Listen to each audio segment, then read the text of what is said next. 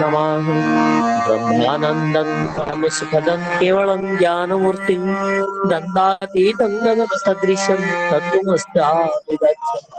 एकं नित्यं विमलमचलं सर्वभिः साक्षीकृतं भावातीतं त्रिगुणरहितं सद्गुरुं त्वां नमामि। सद्गुरुं त्वां नमामि।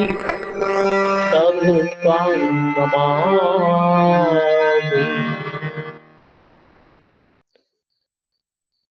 जय गुरुदादा।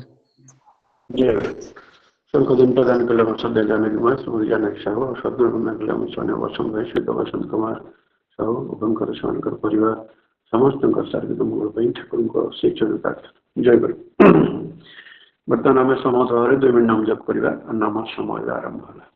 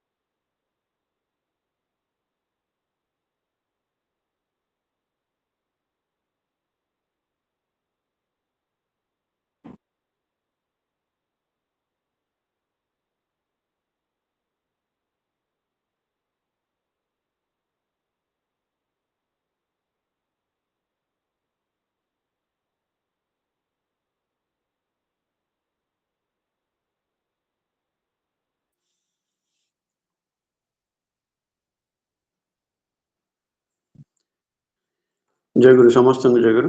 बर्तमान सत्यानुष्ठान ग्रंथ पाठ करेंगे आम उज्जवल भाई श्री उज्जवल कुमार बेहरा सत्यानुष्ठान ग्रंथ पाठ। जय गुरु। जय गुरु। परम प्रेममय श्री श्री ठाकुर अनुकूल चंद्र श्रीहस्त सत्यानुष्ठान ग्रंथ ओडिया अनुरोध पाठ। जदि साधन उन्नति लाभ करने को चाह तेबे कपटता त्याग कर। कपट व्यक्ति अन्य निकट सुख्याति आशारे निजक निजे प्रवंचना करे। अल्प विश्वास जोगु अन्यर प्रकृत दानर मध्य प्रवंचित हुए। तो लक्ष्य गल्प कर किंतु प्रकृत उन्नति नहेले तुमर प्रकृत आनंद कदापि लाभ करि परिबो नाही। कपटाश्रयर मुहरे कथा संगे अंतरर भाव विकसित हुए नाही। सेथिपाई आनंदर कथारे मध्य मुहरे निरसतार चिन्ह दृष्ट हुए। कारण मुह खोलिले कौन हेबो? हृदय रे भावर स्फूर्ति नाही। अमृतमय बारी कपटी निकटरे तिक्त नवणमय कूलक जाई मध्य तार तृषा निवारित हुए नहीं। सरल व्यक्ति ऊर्ध्व संपन्न चातक परी कपटी निम्न संपन्न सागुणा परी छोट हो किंतु लक्ष्य उच्च हो। बड़ एवं उच्च होई निम्न दृष्टि संपन्न सागुणा परी हेबारे लाभ कौन? कपटी हो नहीं, निजे ठकमी रे पड़ नहीं कि अन्न को ठकाओ नहीं। ओम शांति। जय गुरु दादा। जय गुरु। सत्यानुष्ठान ग्रंथ पाठ कले आम स्वामी उज्जवल भाई श्री उज्जवल कुमार बेहरा परिवार समस्त शारीरिक मंगल ठाकुर को श्री चरण प्रार्थना। जय गुरु। जय गुरु दादा। जय गुरु। नारायणी ग्रंथ पाठ करेंगे आम स्वामी सुषमा श्रीमती सुषमा दलई नारायणी ग्रंथ पाठ करें। जय गुरु दादा। समस्त जय गुरु। जय परम प्रेममय श्री श्री ठाकुर अनुकूल चंद्रंकर श्रीमुख निसृत पवित्र नारायण नीति ग्रंथ पाठ। व्ययर आदर्श तुम्हें प्रयोजन उपयुक्त खर्च कर, जहा नहेले चले ताहाकु डाकी आण नाही। ईशित कृपणता स्त्री लोक मानकर गोटे उत्तम गुण, किंतु अन्याय कृपण हो नाही। तुम्हें जहा खर्च कर सेथिरु अन्यर असुविधा न घटाई किछि किछि बंचाइबाकु चेष्टा कर। प्रयोजन जेतेबेले तुमर ससुर बा स्वामीकर गला टिपि धरिब, तुमर अभय हस्त प्रसारित करि देई दियो, देखिब से कि सुख से कि तृप्ति। ବାଣୀ ସଂଖ୍ୟା 131। ଜୟ ଗୁରୁଦେବ। ଜୟ ଗୁରୁ। ନାରୀ ନୀତି ଗ୍ରନ୍ଥ ପାଠ କଲେ ଆମର ସେମାନେ ସୁଷମା ମା ଶ୍ରୀମତୀ ସୁଷମା ଦଳେଇ ତାଙ୍କର ପରିବାର ସମସ୍ତଙ୍କର ଶାରୀରିକ ମଙ୍ଗଳ ପାଇଁ ଠାକୁରଙ୍କ ଶ୍ରୀ ଚରଣ ପ୍ରାର୍ଥନା। ଜୟ ଗୁରୁ। ଜୟ ଗୁରୁଦେବ। ବର୍ତ୍ତମାନ ସ୍ୱାସ୍ଥ୍ୟ ସଦାଚାର ସୂତ୍ର ଗ୍ରନ୍ଥ ପାଠ କରିବା ଆମର ସେମାନେ ଅନିଲ ଭାଇ ଶ୍ରୀଯୁକ୍ତ ଅନିଲ କୁମାର ଦାସ ସ୍ୱାସ୍ଥ୍ୟ ସଦାଚାର ସୂତ୍ର ଗ୍ରନ୍ଥ ପାଠ କରିବେ। ଜୟ ଗୁରୁ ସମସ୍ତଙ୍କୁ ଜୟ ଗୁରୁ। ଜୟ ପରମ ଦୟାଲ ଶ୍ରୀ ଶ୍ରୀ ଠାକୁର ଅନୁକୂଳ ଚନ୍ଦ୍ରଙ୍କର ଶ୍ରୀମୁଖ ନିଃସୃତ ପବିତ୍ର ସ୍ୱାସ୍ଥ୍ୟ ସଦାଚାର ସୂତ୍ର ଗ୍ରନ୍ଥ ପାଠ। କଷ୍ଟ ହେଉ ସେଥିରେ ବଡ଼ ବେଶୀ କ୍ଷତି ନାହିଁ। ତୁମର ସ୍ୱାସ୍ଥ୍ୟକୁ ଏପରି ଭାବରେ ସୁଦୃଢ଼ ଓ ସୁସ୍ଥ କରି ରଖ ଜଇଁରେ କାବୁ ହୋଇ ନ ପଡ଼। ଯାହାର ସ୍ୱାସ୍ଥ୍ୟ କାବୁ ତାହାର କଷ୍ଟ ସହ ଶକ୍ତି କମ୍। ତେଣୁ ସ୍ୱାସ୍ଥ୍ୟର ଆଚାର ଧର୍ମଚାର ଯାହାକୁ କହନ୍ତି, କୁଳର ଆଚାର ଯାହା ଜୀବନୀୟ ବିହିତ ତାତ୍ପର୍ଯ୍ୟରେ ସେଗୁଡ଼ିକୁ ସଂସ୍ଥ କରି ରଖ ଯେପରି ତାହା ସ୍ୱାସ୍ଥ୍ୟରେ ସଙ୍ଗତ ହୋଇ ତୁମକୁ ସମୀଚୀନ ଭାବରେ ସହଜ ଶକ୍ତିମାନ କରି ତୋଳିପାରେ, ପଟୁ କରି ତୋଳିପାରେ। ଶ୍ରମ ସୁଖ ପ୍ରିୟ ତାତ୍ପର୍ଯ୍ୟରେ ଏହା ଯଦି ନ କର, ଦୁର୍ବଳତାର ଇନ୍ଧନ କିନ୍ତୁ ସବୁ ସ୍ଥାନରେ ବିକ୍ଷିପ୍ତ ହୋଇ ପଡ଼ିଅଛି। ଅତର୍କିତ ଭାବରେ ଶିଷ୍ଟତାର ଅନୁଶାସନ ଭାଙ୍ଗି ତୁମେ ତାହା ଦ୍ୱାରା ଆକ୍ରାନ୍ତ ହେବ, ତେଣୁ ସାବଧାନ। ବାଣୀ ସଂଖ୍ୟା 86। ଜୟ ଗୁରୁଦେବ। ଜୟ ଗୁରୁ। ସ୍ୱାସ୍ଥ୍ୟ ସଦାଚାର ସୂତ୍ର ଗ୍ରନ୍ଥ ପାଠ କଲେ ଆମର ସେମାନେ ଅନିଲ ଭାଇ ଶ୍ରୀଯୁକ୍ତ ଅନିଲ କୁମାର ଦାସ ତାଙ୍କର ପରିବାର ସମସ୍ତଙ୍କର ଶାରୀରିକ ମଙ୍ଗଳ ପାଇଁ ଠାକୁରଙ୍କ ଶ୍ରୀ ଚରଣ ପ୍ରାର୍ଥନା। ଜୟ ଗୁରୁ।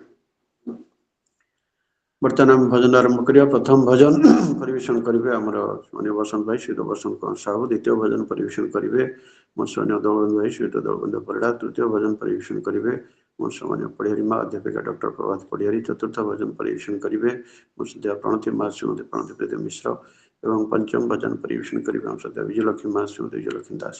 ବର୍ତ୍ତମାନ ଅନୁରୋଧ କରୁଛୁ ଆମର ଅଭିଷ୍ଟ କଣ୍ଠଶିଳ୍ପୀ ଆମ ସେମାନେ ବସନ୍ତ ଭାଇ ଶ୍ରୀଯୁକ୍ତ ବସନ୍ତ କୁମାର ସାହୁ ପ୍ରଥମ ଭଜନ ପରିବେଷଣ କରିବେ। ଜୟ ଗୁରୁ ଦାଦା। ଜୟ ଗୁରୁ ଭାଇ।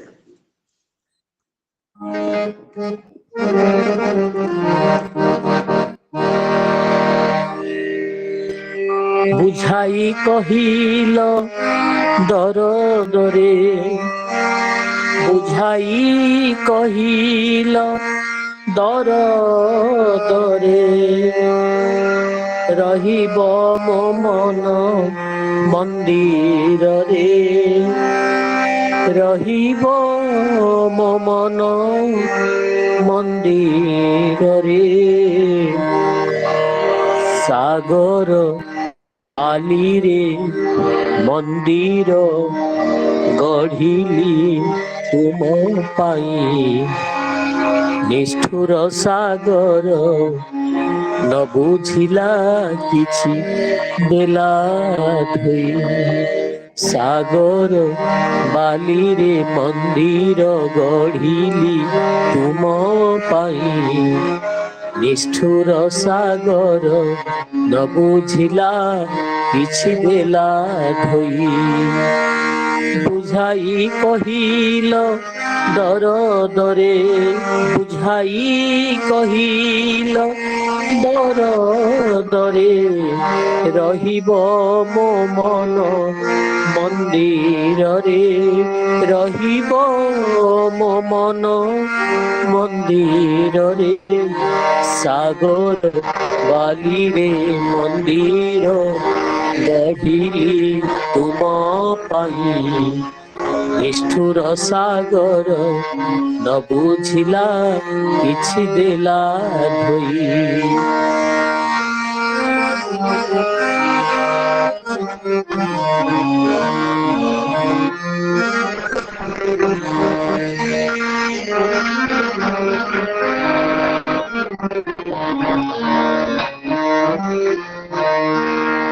অলিক মন্দির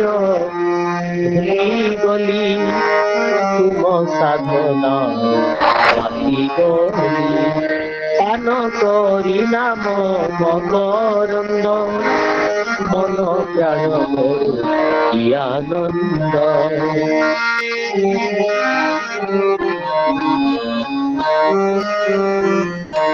অলিক মন্দির ভুলি গলি ତୁମ ସାଧନାରେ ମାତି ଗଲି, ପାନ କରି ନାମ ମକରନ୍ଦ, ମନ ପ୍ରାଣ ମୋର କି ଆନନ୍ଦ। ବସିଛି ମୁଁ ତବ ଅପେକ୍ଷାରେ, ବସିଛି ମୁଁ ତବ ଅପେକ୍ଷାରେ, ରହିବ ମୋ ମନ ମନ୍ଦିରରେ, ରହିବ ମୋ ମନ ମନ୍ଦିରରେ। ସାଗର ବାଲିରେ ମନ୍ଦିର ଗଢିଲି ତୁମ ପାଇଁ, ନିଷ୍ଠୁର ସାଗର ନ ବୁଝିଲା କିଛି ଦେଲା ଧୋଇ।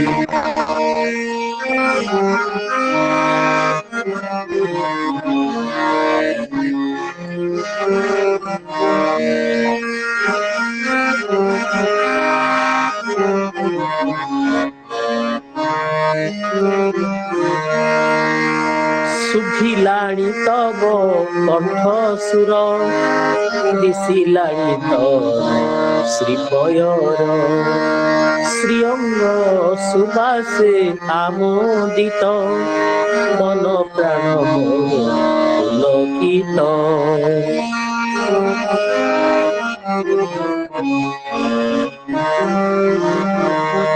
ଶୁଭିଲାଣି ତବ କଣ୍ଠ ସୁର, ଦିଶିଲାଣି ତବ ଶ୍ରୀପୟର, ଶ୍ରୀଅଙ୍ଗ ସୁବାସେ ଆମୋଦିତ, ମନ ପ୍ରାଣ ମୋର ପୁଲକିତ। ତୁମ ପାଇଁ ମୋର ମନ ଛୁରେ, ତୁମ ପାଇଁ ମୋର ମନ ଛୁରେ, ରହିବ ମୋ ମନ ମନ୍ଦିରରେ, ରହିବ ମୋ ମନ ମନ୍ଦିରରେ। ସାଗର ବାଲିରେ ମନ୍ଦିର ଗଢିଲି ତୁମ ପାଇଁ, ନିଷ୍ଠୁର ସାଗର ବୁଝିଲା କିଛି ଦେଲା ଧୋଇ।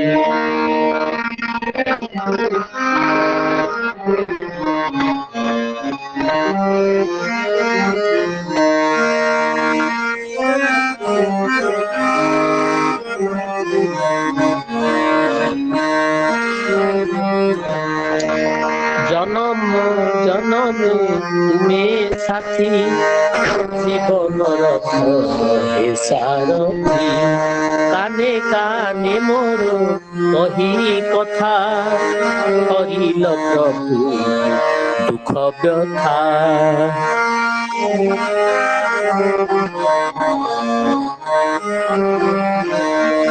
জনমে জনমে তুমে সাথী, জীবনর সারথী। কানে কানে মোর কহি কথা, হরিল প্রভু ব্যথা। মিলন আনন্দে নিরঝরে, মিলন আনন্দে নিরঝরে, রহিব ମୋ ମନ ମନ୍ଦିରରେ, ରହିବ ମୋ ମନ ମନ୍ଦିରରେ। ସାଗର ବାଲିରେ ମନ୍ଦିର ଗଢିଲି ତୁମ ପାଇଁ, ନିଷ୍ଠୁର ସାଗର ନ ବୁଝିଲା କିଛି ଦେଲା ଧୋଇ। ସାଗର ବାଲିରେ ମନ୍ଦିର ଗଢିଲି ତୁମ ପାଇଁ, ନିଷ୍ଠୁର ସାଗର ନ ବୁଝିଲା ଦେଲା ଧୋଇ। ବୁଝାଇ କହିଲ ଦରଦରେ, ବୁଝାଇ କହିଲ ଦରଦରେ, ରହିବ ମୋ ମନ ମନ୍ଦିରରେ, ରହିବ ମୋ ମନ ମନ୍ଦିରରେ।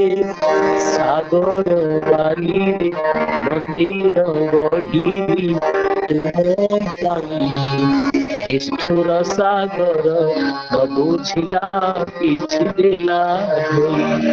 ସାଗର ବାଲିରେ ମନ୍ଦିର କହିଲି ତୁମ ପାଖି ନିଷ୍ଠୁର ସାଗର ନ ବୁଝିଲା କିଛି ଦେଲା ଧୋଇ ନ ବୁଝିଲା କିଛି ଦେଲା ଧୋଇ ନ ବୁଝିଲା କିଛି ଦେଲା ଧୋଇ। ଜୟ ଗୁରୁ ଦାଦା। ଜୟ ଗୁରୁ। খুব সুন্দর ভাবে আমরা বিষ্ট কণ্ঠশিল্পী আমার স্বয়নীয় বসন্ত ভাই শ্রীত বসন্ত কুମାର ସାହୁ খুব ସୁନ୍ଦର ଭାବେ ଭଜନ ପରିବେଷଣ କଲେ। ତାଙ୍କର ତାଙ୍କ ପରିବାର ସମସ୍ତଙ୍କର ସାର୍ବିକ ମଙ୍ଗଳ ପାଇଁ ଠାକୁରଙ୍କ ଶ୍ରୀଚରଣ ପ୍ରାର୍ଥନା। ଜୟ ଗୁରୁ। ଜୟ ଗୁରୁ। ବର୍ତ୍ତମାନ ପରବର୍ତ୍ତୀ ଭଜନ ପରିବେଷଣ କରିବେ ଆମର ଅନ୍ୟତମ ବିଷ୍ଟ କଣ୍ଠଶିଳ୍ପୀ ଆମର ସ୍ୱୟଂ ଦୋଳବନ୍ଧୁ ଭାଇ ଶ୍ରୀତ ଦୋଳବନ୍ଧୁ ପରିଡ଼ା ପରବର୍ତ୍ତୀ ଭଜନ ପରିବେଷଣ କରିବେ। ଜୟ ଗୁରୁ। ଜୟ ଗୁରୁ। ଜୟ ଗୁରୁ। ଉପସ୍ଥିତ ସମସ୍ତଙ୍କୁ ମୋର ପ୍ରୀତିପୂର୍ଣ୍ଣ ଜୟ ଗୁରୁ ଏବଂ ନବବର୍ଷର ଶୁଭେଚ୍ଛା ଅଭିନନ୍ଦନ। প্রভু তুম শ্রী চরণ বিনা, প্রভু তুম শ্রী চরণ বিনা, ঝরি জীব মোরা জীবন কুসুম, ঝরি জীব মোরা জীবন কুসুম, হরাই মহাকাশিনা। ও প্রভু তুম শ্রী চরণ বিনা, প্রভু তুম শ্রী চরণ বিনা, ঝরি জীব মোর জীবন কুসুম, ঝরি জীব মোর জীবন কুসুম, হরাই মহাকাশিনা। ও প্রভু তুম শ্রী চরণ বিনা, প্রভু তুম শ্রী চরণ বিনা, অসার সংসারে বাসনা মদিরা, ভরিয়াছি কেতে রসর পছরা, অসার সংসারে বাসনা মদিরা, ভরিয়াছি কেতে রসর পছরা, তুম নামর আশা বিনা মো জীবন, তুম নামর আশা বিনা মো জীবন, নিরাশ হইব সিনা। ও প্রভু তুম শ্রী চরণ বিনা, প্রভু তুম শ্রী চরণ বিনা, দুঃখ ঘন ঘটা সুখর জুয়ার, আসিছি জীবনে কেতে বারবার, দুঃখ ঘন ঘটা সুখর জোয়ার, আসিছি জীবনে কেতে বারবার, তুম বিনা মোরা জীবন প্রদীপ, তুম বিনা মোরা জীবন প্রদীপ, যাইথান্তা নিবি সিনা। ও প্রভু তুম শ্রী চরণ বিনা, প্রভু তুম শ্রী চরণ বিনা, তথাপি মনরে হুয়ে ভাবান্তর, প্রভু বলি কালে করিবন্তর, তথাপি মনরে হুয়ে ভাবান্তর, প্রভু বলি কালে করিবন্তর, করুছি গুহারি চিরদাস বলি, করুছি গুহারি চিরদাস বলি, করবারে মোতে ঘৃণা। ও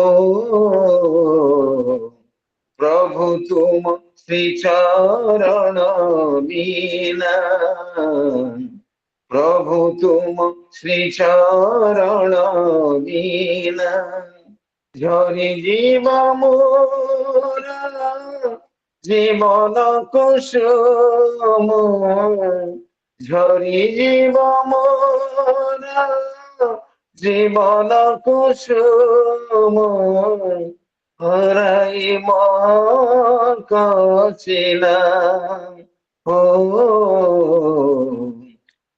প্রভু তুম শ্রীচরণ বিনা, প্রভু তুম শ্রীচরণ বিনা, প্রভু তুম শ্রীচরণ বিনা। জয় গুরু। ଜୟ ଗୁରୁ। খুব সুন্দর ভাবে আমরা বিষ্ট কণ্ঠশিল্পী আমার সামান্য দলবন্ধু ভাই শ্রী দলবন্ধ ପରିଡ଼ା খুব ସୁନ୍ଦର ଭାବେ ଭଜନ ପରିବେଷଣ କଲେ। ତାଙ୍କର ତାଙ୍କ ପରିବାର ସମସ୍ତଙ୍କର ସାର୍ବିକ ମଙ୍ଗଳ ପାଇଁ ଠାକୁରଙ୍କ ଶ୍ରୀଚରଣ ପ୍ରାର୍ଥନା। ଜୟ ଗୁରୁ। ଜୟ ଗୁରୁ। ବର୍ତ୍ତମାନ ପରବର୍ତ୍ତୀ ଭଜନ ପରିବେଷଣ କରିବେ ଆମର ଅନ୍ୟତମ ବିଷ୍ଟ କଣ୍ଠଶିଳ୍ପୀ ଆମ ସମୟ ପଢ଼ିବେ ଅଧ୍ୟାପିକା ଡକ୍ଟର ପ୍ରଭାତ ପଢ଼ିବେ ପରବର୍ତ୍ତୀ ଭଜନ ପରିବେଷଣ କରିବେ। ଦାଦା ଜୟ ଗୁରୁ। ଜୟ ଗୁରୁ ମାତା। ଉପସ୍ଥିତ ସମସ୍ତଙ୍କୁ ମୋର ଆନନ୍ଦୀ ଜୟ।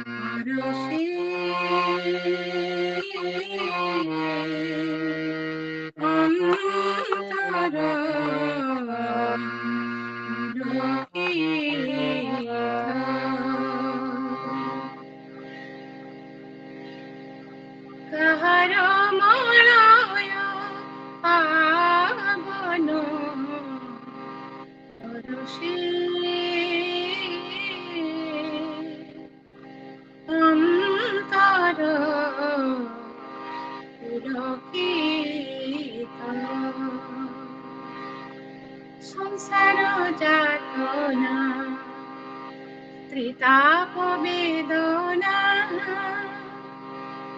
নিমিষকে বিরহিত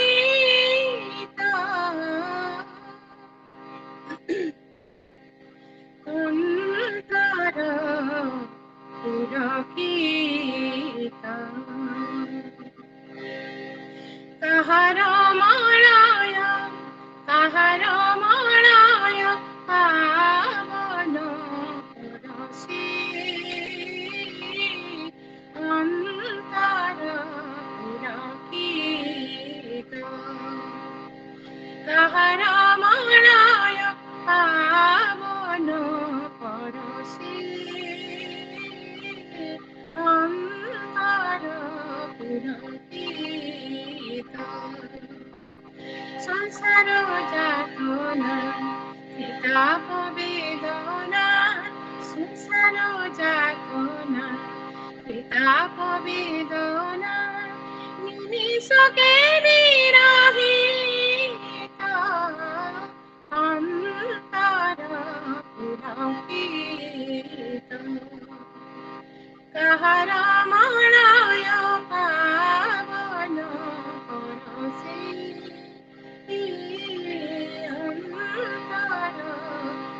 পুলকিত।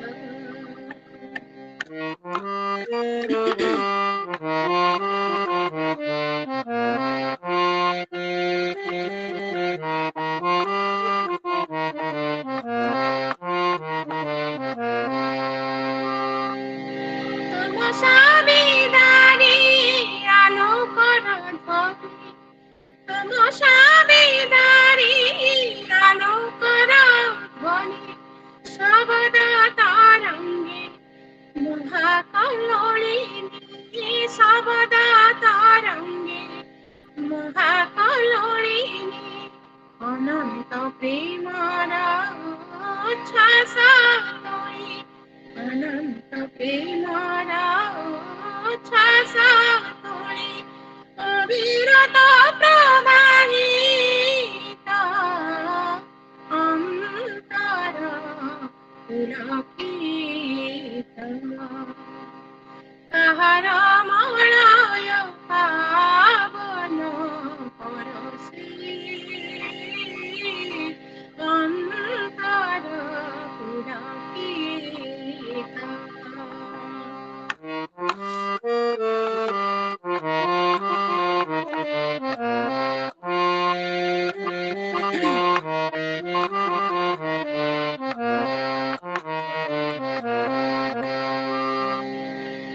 জগত ঈশ্বর স্বয়ম্ভু পুরুষ, জগত ঈশ্বর স্বয়ম্ভু পুরুষ, সৃজনর আদি নাদর প্রকাশ, সৃজনর আদি নাদর প্রকাশ, উজ্জ্বল শ্যাম প্রেম পাখন, উজ্জ্বল শ্যাম প্রেম পাখন, উইহিলে সম্ভাবিত অন্তর পুলকিত।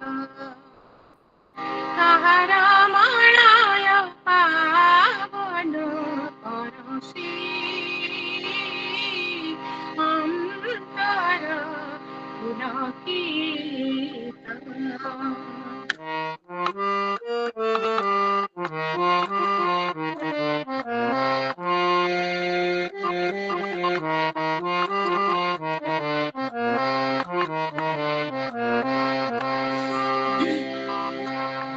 প্রাণর ঠাকুর চির দয়াময়, প্রাণর ঠাকুর চির দয়াময়, তাপিত জীবনে অমৃত আশ্রয়, তাপিত জীবনে অমৃত আশ্রয়, প্রাণর ঠাকুর চির দয়াময়, তাপিত জীবনে অমৃত আশ্রয়, ভক্তি সেবারে হৃদয় মন্দিরে, ভক্তি সেবারে হৃদয় মন্দিরে, নামরূপে বিরাজিত অন্তর পুলকিত। তাহার মলয় পাবন পরশি, অন্তর পুলকিত। সংসার যাতনা ত্রিতাপ বেদনা, সংসার যাতনা ত্রিতাপ বেদনা, নিমেষকে বিরহিত অন্তর পুলকিত। তাহার মলয় পাবন পরশি, অন্তর পুলকিত। অন্তর পুলকিত। অন্তর পুলকিত।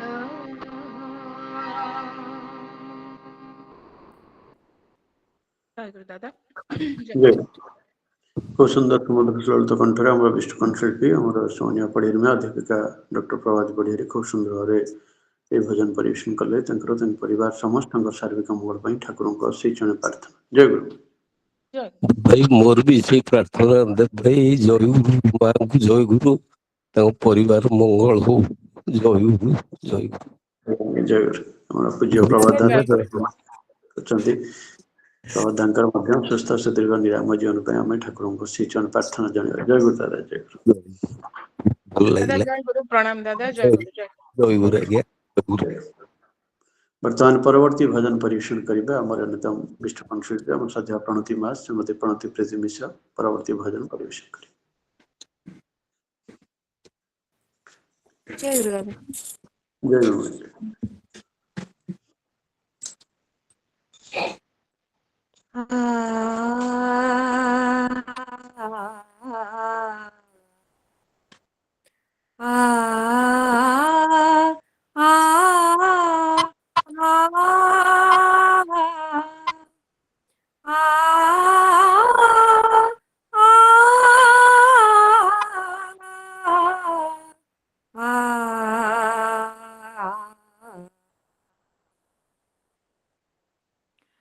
अंजलि भरी मो प्राण कुसुम तुम पदे देली ढाली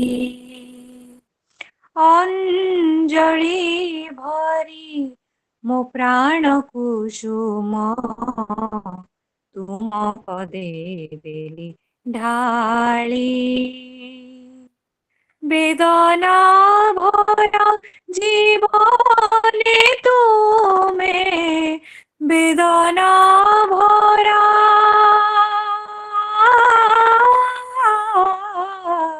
वेदना भरा जीवने तुमे आसिल वेदना हारी अंजलि भरी मो प्राण कुसुम तुम पदे बेली ढाली तुम पदे बेली ढाली मो नयन नीरे धोई जाओ प्रभु तुम श्रीपद पंकज नीति से भूथिबी नीति पूजुथिबी नित्य सकाल संज मो नयन नीरे धोई जाओ प्रभु तुम श्रीपद पंकज नीति से भूथिबी नीति पूजुथिबी नित्य सकाल संज अथल सागरे मो भंगा नाबरे अथल सागरे मो भंगा नाबरे तुमे का नाउरी अंजलि भरी मो प्राण कुसुम तुम पदे बेली ढाली तुम पदे बेली ढाली मो मन वीणा रे तुमे मो मूर्छना दरदी भक्ति रसर मो कंठरे तुम भक्तिर संगीत गाउथिबी बार बार मो मन वीणा रे तुमे मो मूर्छना दरदी भक्ति रसर मो कंठरे तुम भक्तिर संगीत गाउथिबी बार बार चिर आश्रित तुमारी चरणे चिर आश्रित तुमारी चरणे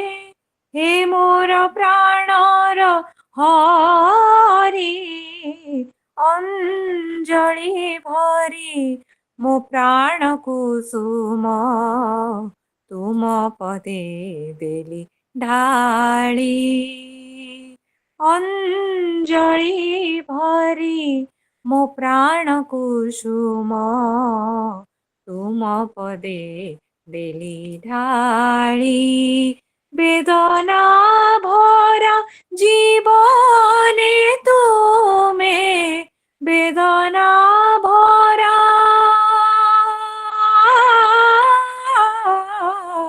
বেদনা ভরা জীবনে তুমি আসিল বেদনা হারি অঞ্জলি ভরি ମୋ ପ୍ରାଣ କୁସୁମ ତୁମ ପଦେ ଦେଲି ଢାଳି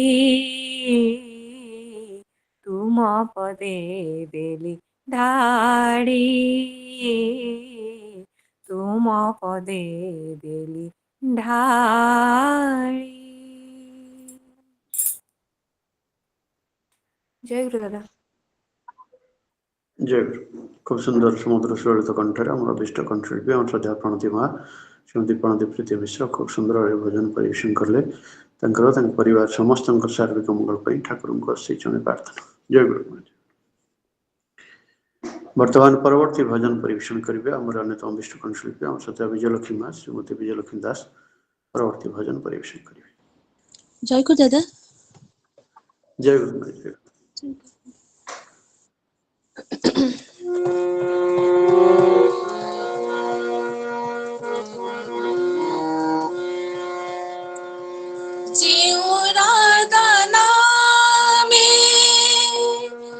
ବଂଶୀ ବାଜୁଥିଲା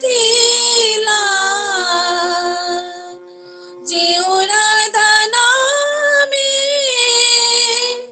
ବଂଶୀ ବାଜୁଥିଲା ସେହି ରାଧା ନାମ ଗାରେ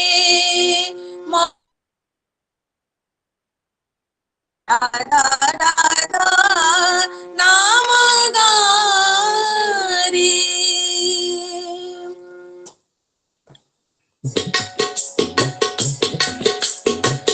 যেও রাধা নামে বংশী বাজুଥିଲା যেও রাধা নামে বংশী বাজুଥିଲା সেই রাধা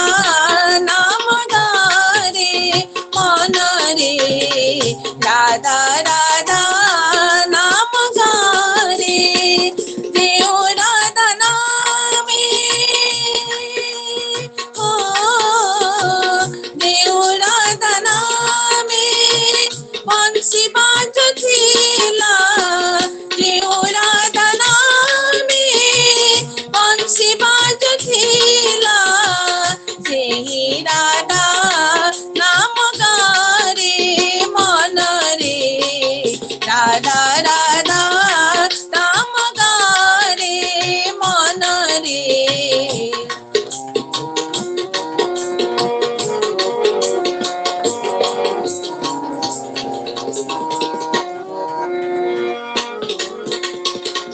ছাড়িল মায়া অর্থ মান যশা গুরু পাদে নিয় শরণ বিষয়ারে পড়ি নজারে হুড়ি কৃষ্ণ প্রতি কর ভরণ ছাড়িল মায়া অর্থ মান যশা গুরু পাদে নিয় শরণ বিষয়ারে পড়ি নজারে হুড়ি ইষ্ট প্রতি কর ভরণ মন করি শির মন করি শির সত গুরু ধারা মন করি শির সত গুরু ধারা রাধা রাধা নাম গারে মনরে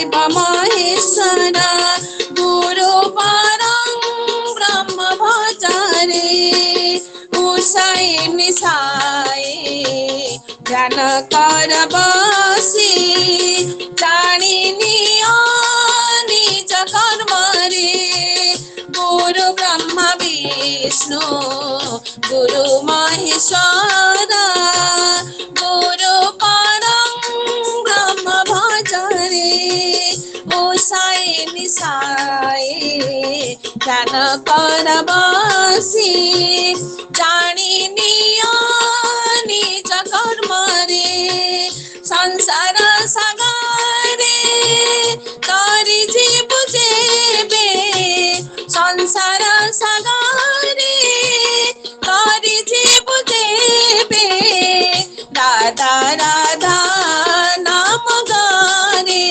मन रे राधा राधा नाम गारे जेउ राधा नामे बंसी बाजुथिला जेउ राधा नामे बंसी बाजुथिला जेहि राधा नाम गारे मन रे राधा राधा नाम गारे मन रे राधा राधा नाम गारे। জয় গুরু দাদা। জয় গুরু। খুব সুন্দর সমুদ্র সুললিত কণ্ঠেরে আমরা বিষ্টকণ শিল্পী আমার সাথে বিজয়লক্ষ্মী মা ଶ୍ରୀମତୀ ବିଜୟଲକ୍ଷ୍ମୀ ଦାସ খুব ସୁନ୍ଦର ଭାବରେ এই ଗୋଷ୍ଠୀ ପରିବେଷଣ କଲେ। ତାଙ୍କର ତାଙ୍କ ପରିବାର ସମସ୍ତଙ୍କ ସାର୍ବିକ ମଙ୍ଗଳ ପାଇଁ ଠାକୁରଙ୍କ ଶ୍ରୀଚରଣରେ ପ୍ରାର୍ଥନା। ଜୟ ଗୁରୁ। ଜୟ ଗୁରୁ ଦାଦା। ବର୍ତ୍ତମାନ କୀର୍ତ୍ତନ ପରିବେଷଣ କରିବେ ଆମର ସାଥେ ଭୂପେନ୍ଦ୍ର ଭାଇ ଶ୍ରୀଯୁକ୍ତ ଭୂପେନ୍ଦ୍ର ନାୟକ ଏବଂ ତାଙ୍କର ସାଥୀମାନେ କୀର୍ତ୍ତନ ପରିବେଷଣ କରିବେ। ଦାଦା ଜୟ ଗୁରୁ। ଜୟ ଗୁରୁ ଜୟ ଗୁରୁ। କ୍ଲିୟର ଶୁଭୁଛି ଦାଦା? ହଁ ଶୁଭୁଛି ଶୁଭୁଛି। ସମସ୍ତଙ୍କୁ ଜୟ ଗୁରୁ। ରାଧେ ରାଧେ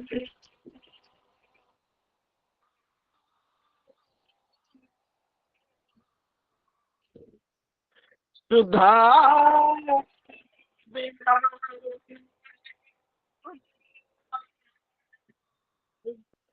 প্রবাহিত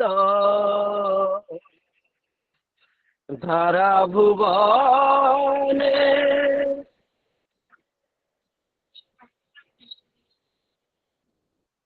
রাধা রাধা সুধা অবিরাম প্রবাহিত ধারা ভুবনে নাম সুধা অবিরাম প্রবাহিত ধারা ভুবনে রাধা নাম সুধা বিরাম প্রবাহিত ধারা ভুবনে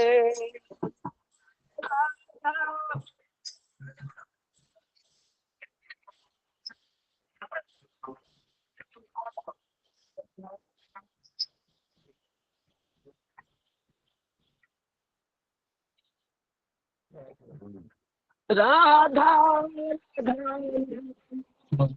সুধা বিরাম প্রবাহিত ধারা ভুবনে রাধা নাম সুধা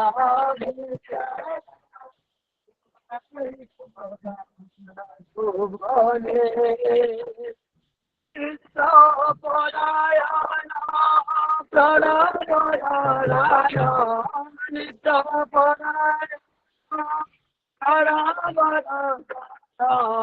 নিত্য পরায়ণ প্রাণপরায়ণ নিত্য পরায়ণ প্রাণপরায়ণ ভূষিত ধরা পধারে রাধা নাম অবিরাম প্রবাহিত ধারা ভুবনে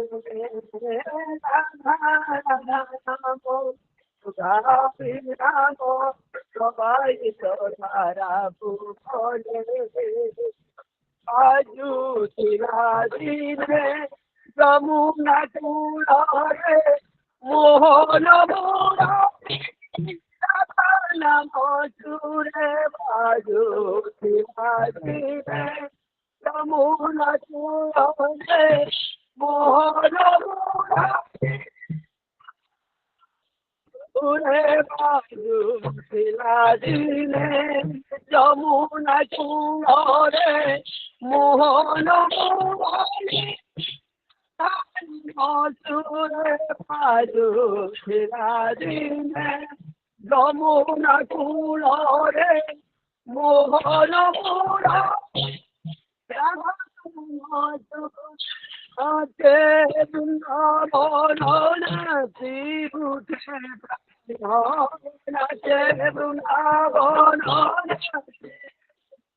প্রাণ নাচে বৃন্দাবন নাচি উঠে প্রাণ নাচে বৃন্দাবন উঠে প্রাণ আনন্দ বিভোর মগনে নাচে বৃন্দাবন নাচি উঠে প্রাণ নাচে বৃন্দাবন নাচি উঠে প্রাণ আনন্দ বিভোর মগনে আনন্দ বিভোর মগনে আনন্দ বিভোর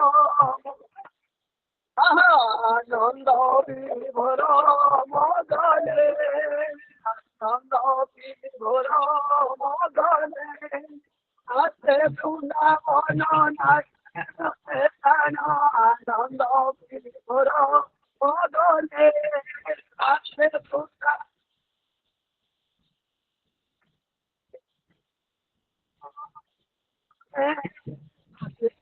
বৃন্দাবন নাচি উঠে প্রাণ আনন্দ বিভোর মগনে নাচে বৃন্দাবন নাচি উঠে প্রাণ আনন্দ বিভোর মগনে আনন্দ বিভোর মগনে আনন্দ বিভোর মগনে নাচে বৃন্দাবন নাচি উঠে প্রাণ আনন্দ বিভোর মগনে নাচে বৃন্দাবন নাচি হরি গোরা নাচে বৃন্দাবন নাচি উঠে প্রাণ আনন্দ বিভোর মগনে নাচে বৃন্দাবন নাচি উঠে প্রাণ আনন্দ বিভোর মগনে নাচে বৃন্দাবন নাচি আনন্দ বিভোর মগনে আনন্দ বিভোর মগনে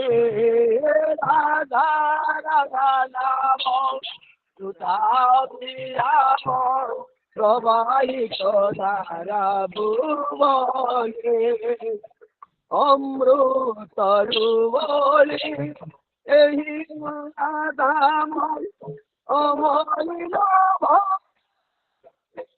প্রাণারাম লোকরু বলি এই নাম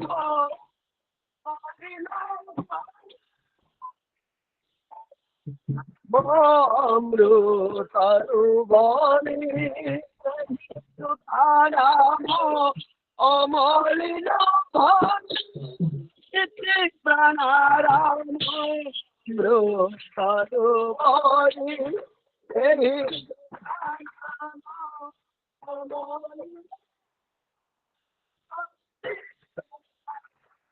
বহিষ্কারে সত সুধা বিরস বহিষ্কারে সত বহিষ্কারে সত সুধা বিরস বহিষ্কারে সত সুধা দানন্দ চিন্তা চেতনে ভিতরে যত সুধা বহিদারে যত সুধা অবিরত চিদানন্দ শিখাতে চিদানন্দ শিখাতে তনে চিদানন্দ চিদানন্দ শিখাতে তনে চিদানন্দ শিখাতে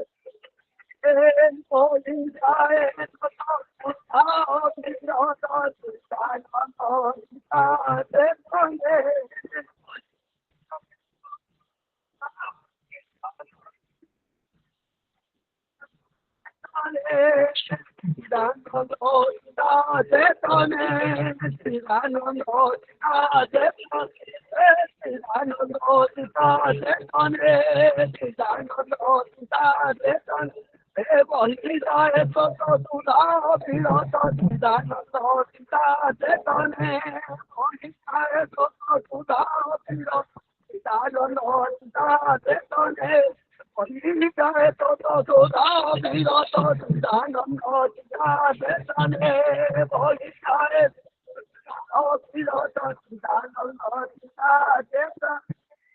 চিদানন্দ চিন্তা চেতনে রাধা রাধা নাম সুধা বিরাম প্রবাহিত ধারা পুষ্পে অনাহত সুরে প্রভুতি বাজুতি জগত সুরতান অনাহত সুরে প্রভুতি নাম বাজুতি তান অনাহত সুরে প্রভুতি নাম বাজুতি জগত সুরতান অনাহত সুরে প্রভুতি নাম বাজুতি জগত সুমধুর আর মধু সঙ্গে আনন্দে তার মধু সঙ্গে তার মধু সঙ্গে নাচি আনন্দে তার মধু সঙ্গে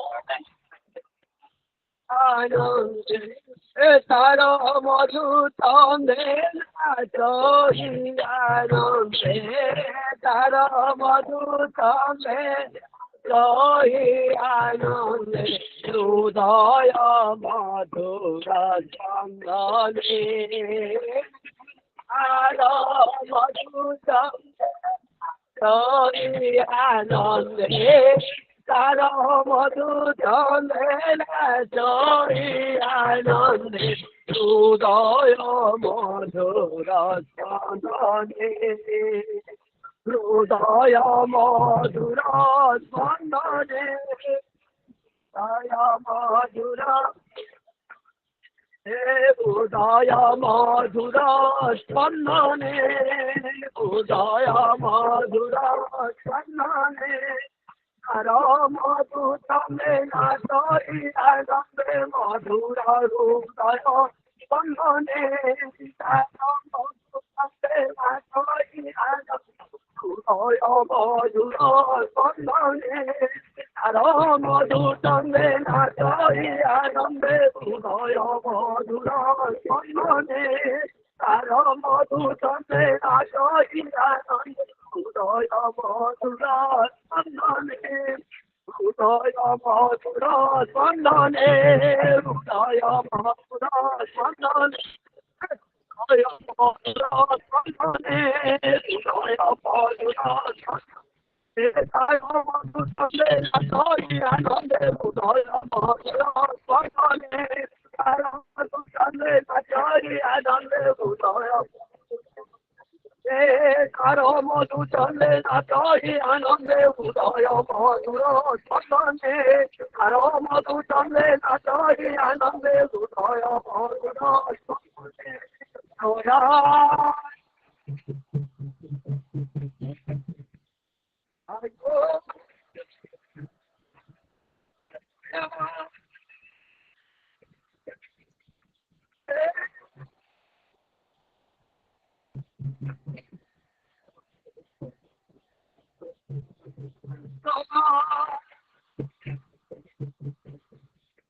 আনন্দে উদয় মধুর চন্দনে আর মধু চন্দে নাচি আনন্দে উদয় মধুর চন্দনে আর মধু চন্দে নাচি আনন্দে উদয় মধুর হৃদয় মধুর চন্দনে রাধা রাধা নাম সুধা বিরাম প্রবাহিত ধারা দাদা জয় গুরু ଜୟ ଗୁରୁ। ଖୁବ ସୁନ୍ଦର ଜୟ ଗୁରୁ। ଖୁବ ସୁନ୍ଦର ଭାବରେ ଆମର ଶ୍ରଦ୍ଧା ଭୂପେନ୍ଦ୍ର ଭାଇ ଶ୍ରୀଯୁକ୍ତ ଭୂପେନ୍ଦ୍ର ନାୟକ ଏବଂ ତାଙ୍କର ସହଯୋଗୀ ମାନେ ଖୁବ ସୁନ୍ଦର ଭାବରେ କୀର୍ତ୍ତନ ପରିବେଷଣ କଲେ। ଭୂପେନ୍ଦ୍ର ଭାଇ ତାଙ୍କ ପରିବାର ଏବଂ ତାଙ୍କ ସହଯୋଗୀ ଯେଉଁମାନେ ଅଛନ୍ତି ସେମାନଙ୍କର ସେମାନଙ୍କ ପରିବାର ସମସ୍ତଙ୍କର ସର୍ବଦା ମଙ୍ଗଳ ପାଇଁ ଠାକୁରଙ୍କ ଶ୍ରୀଚରଣ ପ୍ରାର୍ଥନା। ଜୟ ଗୁରୁ। ସମସ୍ତଙ୍କୁ ଜୟ ଗୁରୁ। ସମସ୍ତଙ୍କୁ ଜୟ ଗୁରୁ। ସମସ୍ତଙ୍କୁ ନବବର୍ଷର ଶୁଭେଚ୍ଛା ଅଭିନନ୍ଦନ। ଆଉ ଏଇ ନବବର୍ଷ ସମସ୍ତଙ୍କ ପାଇଁ ଶୁଭଙ୍କର ମଙ୍ଗଳପ୍ରଦ ଶାନ୍ତିପ୍ରଦ ହେଉ ଏହି ଠାକୁରଙ୍କ ଶ୍ରୀଚରଣରେ ପ୍ରାର୍ଥନା। ଆଉ ଆଜିର ସତ୍ସଙ୍ଗ 2 ଦିନ ଧରି ସତ୍ସଙ୍ଗ ବନ୍ଦ ଥିଲା। ଆଜି ସତ୍ସଙ୍ଗ ପୁନର୍ବାର ଆମର ଚାଲୁ ରହିଛି। ଆଜିର ସତ୍ସଙ୍ଗ ନିବେଦନ କରିଛନ୍ତି ଆମର ସମ୍ମାନୀୟ ମୁକୁନ୍ଦ ଠାକୁରଙ୍କ ସହ ପ୍ରତିନିଧି ଶ୍ରୀଯୁକ୍ତ ମୁକୁନ୍ଦ ପ୍ରସାଦ ସେନାପତି। ପ୍ରତିବର୍ଷ ଜାନୁଆରୀ 1 ତାରିଖରେ ସେ ସତ୍ସଙ୍ଗ ନିବେଦନ କରିଥାନ୍ତି। ତାଙ୍କର ପୌତ୍ରୀ ଅନୁଷ୍କା ତାଙ୍କର ଅମିଷ୍କା ତାଙ୍କର ଜନ୍ମଦିନ ଉପଲକ୍ଷେ ଏବଂ ତତ୍ସହିତ ତାଙ୍କର ସ୍ୱର୍ଗତ ମାତୃଦେବୀ ହାରାମଣୀ ଦେବୀଙ୍କର ଶ୍ରାଦ୍ଧ ଉପଲକ୍ଷେ ଠାକୁରଙ୍କ ଶ୍ରୀଚରଣରେ ସେହି ସ୍ୱର୍ଗତ ଆତ୍ମାଙ୍କର ସଦ୍ଗତିର ପ୍ରାର୍ଥନା ଜଣାଇବା ସହିତ ତାଙ୍କର ପୌତ୍ରୀ ଅମିଷ୍କାଙ୍କର ସର୍ବଦା ମଙ୍ଗଳ ପାଇଁ ଠାକୁରଙ୍କ ଶ୍ରୀଚରଣ ପ୍ରାର୍ଥନା ଏବଂ ଆମର ସମ୍ମାନୀୟ ମୁକୁନ୍ଦାଙ୍କର ସୁସ୍ଥ ସୁଦୀର୍ଘ ନିରାମୟ ଜୀବନ ପାଇଁ ତାଙ୍କ ପରିବାର ସମସ୍ତଙ୍କର ସର୍ବଦା ମଙ୍ଗଳ ପାଇଁ ଠାକୁରଙ୍କ ଶ୍ରୀଚରଣ ପ୍ରାର୍ଥନା। ତତ୍ସହିତ ସତ୍ସଙ୍ଗ ନିବେଦନ କରିଛନ୍ତି ଆମର ସହନୀୟ ଦୀପ ଭାଇ ଠାକୁରଙ୍କ ସହ ପ୍ରତିନିଧି ଶ୍ରୀଯୁକ୍ତ ଶୁଭ୍ରାଂଶେଖର ପଣ୍ଡା ତାଙ୍କ ପରିବାର ସମସ୍ତଙ୍କର ସର୍ବଦା ମଙ୍ଗଳ ପାଇଁ ଠାକୁରଙ୍କ ଶ୍ରୀଚରଣ ପ୍ରାର୍ଥନା। ତତ୍ସହିତ ସତ୍ସଙ୍ଗ ନିବେଦନ କରିଛନ୍ତି ଆମର ସହନୀୟ ରଞ୍ଜନ ଦା ଠାକୁରଙ୍କର ପବିତ୍ର ପଞ୍ଜାଧାରୀ କର୍ମୀ ଶ୍ରୀଯୁକ୍ତ ରଞ୍ଜନ କୁମାର ମହାରଣା ପ୍ରତିବର୍ଷ ଡିସେମ୍ବର 31 ତାରିଖ ସତ୍ସଙ୍ଗ ନିବେଦନ କରିଥାନ୍ତି କିନ୍ତୁ ସତ୍ସଙ୍ଗ ବନ୍ଦ ଥିବାରୁ ଆଜି ଆମେ ସତ୍ସଙ୍ଗ ସାମିଲ କରୁଛୁ। ତାଙ୍କର ସୁସ୍ଥ ସୁଦୀର୍ଘ ନିରାମୟ ଜୀବନ ପାଇଁ ତାଙ୍କ ପରିବାର ସମସ୍ତଙ୍କର ସର୍ବଦା ମଙ୍ଗଳ ପାଇଁ ଠାକୁରଙ୍କ ଶ୍ରୀଚରଣରେ ପ୍ରାର୍ଥନା। ତତ୍ସହିତ ସତ୍ସଙ୍ଗ ନିବେଦନ କରିଛନ୍ତି ଆମର ସମ୍ମାନୀୟ ପୂର୍ଣ୍ଣ ଦାସ ଶ୍ରୀଯୁକ୍ତ ପୂର୍ଣ୍ଣଚନ୍ଦ୍ର ପତି ଏବଂ ସମ୍ମାନୀୟ କୁମୁଦିନୀ ମା ଶ୍ରୀମତୀ କୁମୁଦିନୀ ପତି ତାଙ୍କର ସୁକନ୍ୟା ଆମର ଶ୍ରଦ୍ଧା ପ୍ରୀତିରାଣୀ ମା ଶ୍ରୀମତୀ ପ୍ରୀତିରାଣୀ ତ୍ରିପାଠୀ ତାଙ୍କର ଆଜି ଜନ୍ମଦିନ। ପ୍ରୀତିରାଣୀ ମାଙ୍କର ସର୍ବଦା ମଙ୍ଗଳ ପାଇଁ ଠାକୁରଙ୍କ ଶ୍ରୀଚରଣରେ ପ୍ରାର୍ଥନା ଜଣାଇବା ସହିତ ପୂର୍ଣ୍ଣଦା କୁମୁଦିନୀ ମା ସେମାନଙ୍କର ତାଙ୍କ ପରିବାର ସମସ୍ତଙ୍କର ସୁସ୍ଥ ସୁଦୀର୍ଘ ନିରାମୟ ଜୀବନ ପାଇଁ ସମସ୍ତଙ୍କର ସର୍ବଦା ମଙ୍ଗଳ ପାଇଁ ଠାକୁରଙ୍କ ଶ୍ରୀଚରଣରେ ପ୍ରାର୍ଥନା। ତତ୍ସହିତ ସତ୍ସଙ୍ଗ ନିବେଦନ କରିଛନ୍ତି ଆମର ଶ୍ରଦ୍ଧା ସଲିଳା ମା ଶ୍ରୀମତୀ ସଲିଳା ଜେନା ତାଙ୍କର ନାତି ସାଇକୃଷ୍ଣ ଅର୍ଥାତ୍ ତାଙ୍କର ସୁପୁତ୍ର ଆଶୀଙ୍କର ସୁପୁତ୍ର ସାଇକୃଷ୍ଣ ତାଙ୍କର ଜନ୍ମଦିନ। ସେ ସାଇକୃଷ୍ଣଙ୍କର ସର୍ବଦା ମଙ୍ଗଳ ପାଇଁ ପ୍ରାର୍ଥନା ଜଣାଇବା ସହିତ ସଲିଳା ମା ତାଙ୍କ ପରିବାର ସମସ୍ତଙ୍କର ସର୍ବଦା ମଙ୍ଗଳ ପାଇଁ ଠାକୁରଙ୍କ ଶ୍ରୀଚରଣରେ ପ୍ରାର୍ଥନା। ତତ୍ସହିତ ସତ୍ସଙ୍ଗ ନିବେଦନ କରିଛନ୍ତି ଆମ ସମ୍ମାନୀୟ ଲଲାଟେନ୍ଦୁ ଭାଇ ଶ୍ରୀଯୁକ୍ତ ଲଲାଟେନ୍ଦୁ ପଟ୍ଟନାୟକ ତାଙ୍କ ପରିବାର ସମସ୍ତଙ୍କର ସାର୍ବିକ ମଙ୍ଗଳ ପାଇଁ ଠାକୁରଙ୍କ ଶ୍ରୀଚରଣରେ ପ୍ରାର୍ଥନା। ତତ୍ସହିତ ସତ୍ସଙ୍ଗ ନିବେଦନ କରିଛନ୍ତି ଆମ ଶ୍ରଦ୍ଧା କୁନୁ ଶ୍ରୀଯୁକ୍ତ ମନୋଜ କୁମାର ବେହେରା ଆମର ସମ୍ମାନୀୟ ସ୍ୱର୍ଗତ ନୀର ଭାଇ ଶ୍ରୀଯୁକ୍ତ ନିରଞ୍ଜନ ବେହେରା ତାଙ୍କର ଆଜି ପ୍ରଥମ ବାର୍ଷିକ ଶ୍ରାଦ୍ଧ ସେ ଉପଲକ୍ଷେ ତାଙ୍କ ସୁପୁତ୍ର ଆମ ଶ୍ରଦ୍ଧା କୁନୁ ସତ୍ସଙ୍ଗ ନିବେଦନ କରିଛନ୍ତି। ଠାକୁରଙ୍କ ଶ୍ରୀଚରଣରେ ସେ ସ୍ୱର୍ଗତ ଆତ୍ମାଙ୍କର ସଦ୍ଗତି ପ୍ରାର୍ଥନା ଜଣାଇବା ସହିତ ତାଙ୍କର ପରିବାର ସମସ୍ତଙ୍କର ସର୍ବଦା ମଙ୍ଗଳ ପାଇଁ ଠାକୁରଙ୍କ ଶ୍ରୀଚରଣରେ ପ୍ରାର୍ଥନା। ତତ୍ସହିତ ସତ୍ସଙ୍ଗ ନିବେଦନ କରିଛନ୍ତି ଆମ ଶ୍ରଦ୍ଧା ଜ୍ୟୋତି ମା ଶ୍ରୀମତୀ ଜ୍ୟୋତିର୍ମୟୀ ସାହୁ ତାଙ୍କର ପରିବାର ସମସ୍ତଙ୍କର ସର୍ବଦା ମଙ୍ଗଳ ପାଇଁ ଠାକୁରଙ୍କ ଶ୍ରୀଚରଣ ପ୍ରାର୍ଥନା। ତତ୍ସହିତ ସତ୍ସଙ୍ଗ ନିବେଦନ କରିଛନ୍ତି ଆମ ଶ୍ରଦ୍ଧା ଗଜଲକ୍ଷ୍ମୀ ମା ଶ୍ରୀମତୀ ଗଜଲକ୍ଷ୍ମୀ ମଙ୍ଗରାଜ ପ୍ରତିବର୍ଷ ଜାନୁଆରୀ 1 ତାରିଖ ସତ୍ସଙ୍ଗ ନିବେଦନ କରିଥାନ୍ତି। ତାଙ୍କର ସ୍ୱର୍ଗତ ପିତୃଦେବ ଦୁଃଖୀ ଶ୍ୟାମ ମଙ୍ଗରାଜଙ୍କର ଶ୍ରାଦ୍ଧ ଉପଲକ୍ଷେ ନବମ ବାର୍ଷିକ ଶ୍ରାଦ୍ଧ ଉପଲକ୍ଷେ ସତ୍ସଙ୍ଗ ନିବେଦନ କରିଛନ୍ତି। ସେହି ସ୍ୱର୍ଗତ ଆତ୍ମାଙ୍କର ସଦ୍ଗତିତ ପ୍ରାର୍ଥନା ଜଣାଇବା ସହିତ ଆଉ ତାଙ୍କର ମାତୃଦେବୀ ଷୋଳବାଳା ମା ତାଙ୍କର ପରିବାର ସମସ୍ତଙ୍କର सर्वदा मंगल पाई ठाकुर को श्रीचरण प्रार्थना जन सहित गजलक्ष्मी माँ एवं शशुर दिगंबर प्रधान रंगवती प्रधान शाशुर रंगवती प्रधान परिवार समस्त सर्वदा मंगल पाई ठाकुर को श्रीचरण प्रार्थना। प्रतिदिन भाई आम सत्संग अनेक पूज्य रीतिक अधुर्य जाज गुरु भाई माने माँ मैंने योगदान करते प्रतिदिन भाई आम ठाकुर सप्रत रीतिक पूज्य सर्वश्री Arun Kumar Swain Vijaybhushan Mishra Bichitrananda Acharya Brajabandhu Behera doctor Nagendra Swain doctor Sitakant Das doctor Sumud Kumar Mishra doctor Panchanan Mishra doctor Pabitra Kumar मेकअप Diwakar Swain engineer Kashinath Tripathy engineer Rabinarayan Mahapatra engineer Sachidananda Mallick engineer Sharad Kumar Das engineer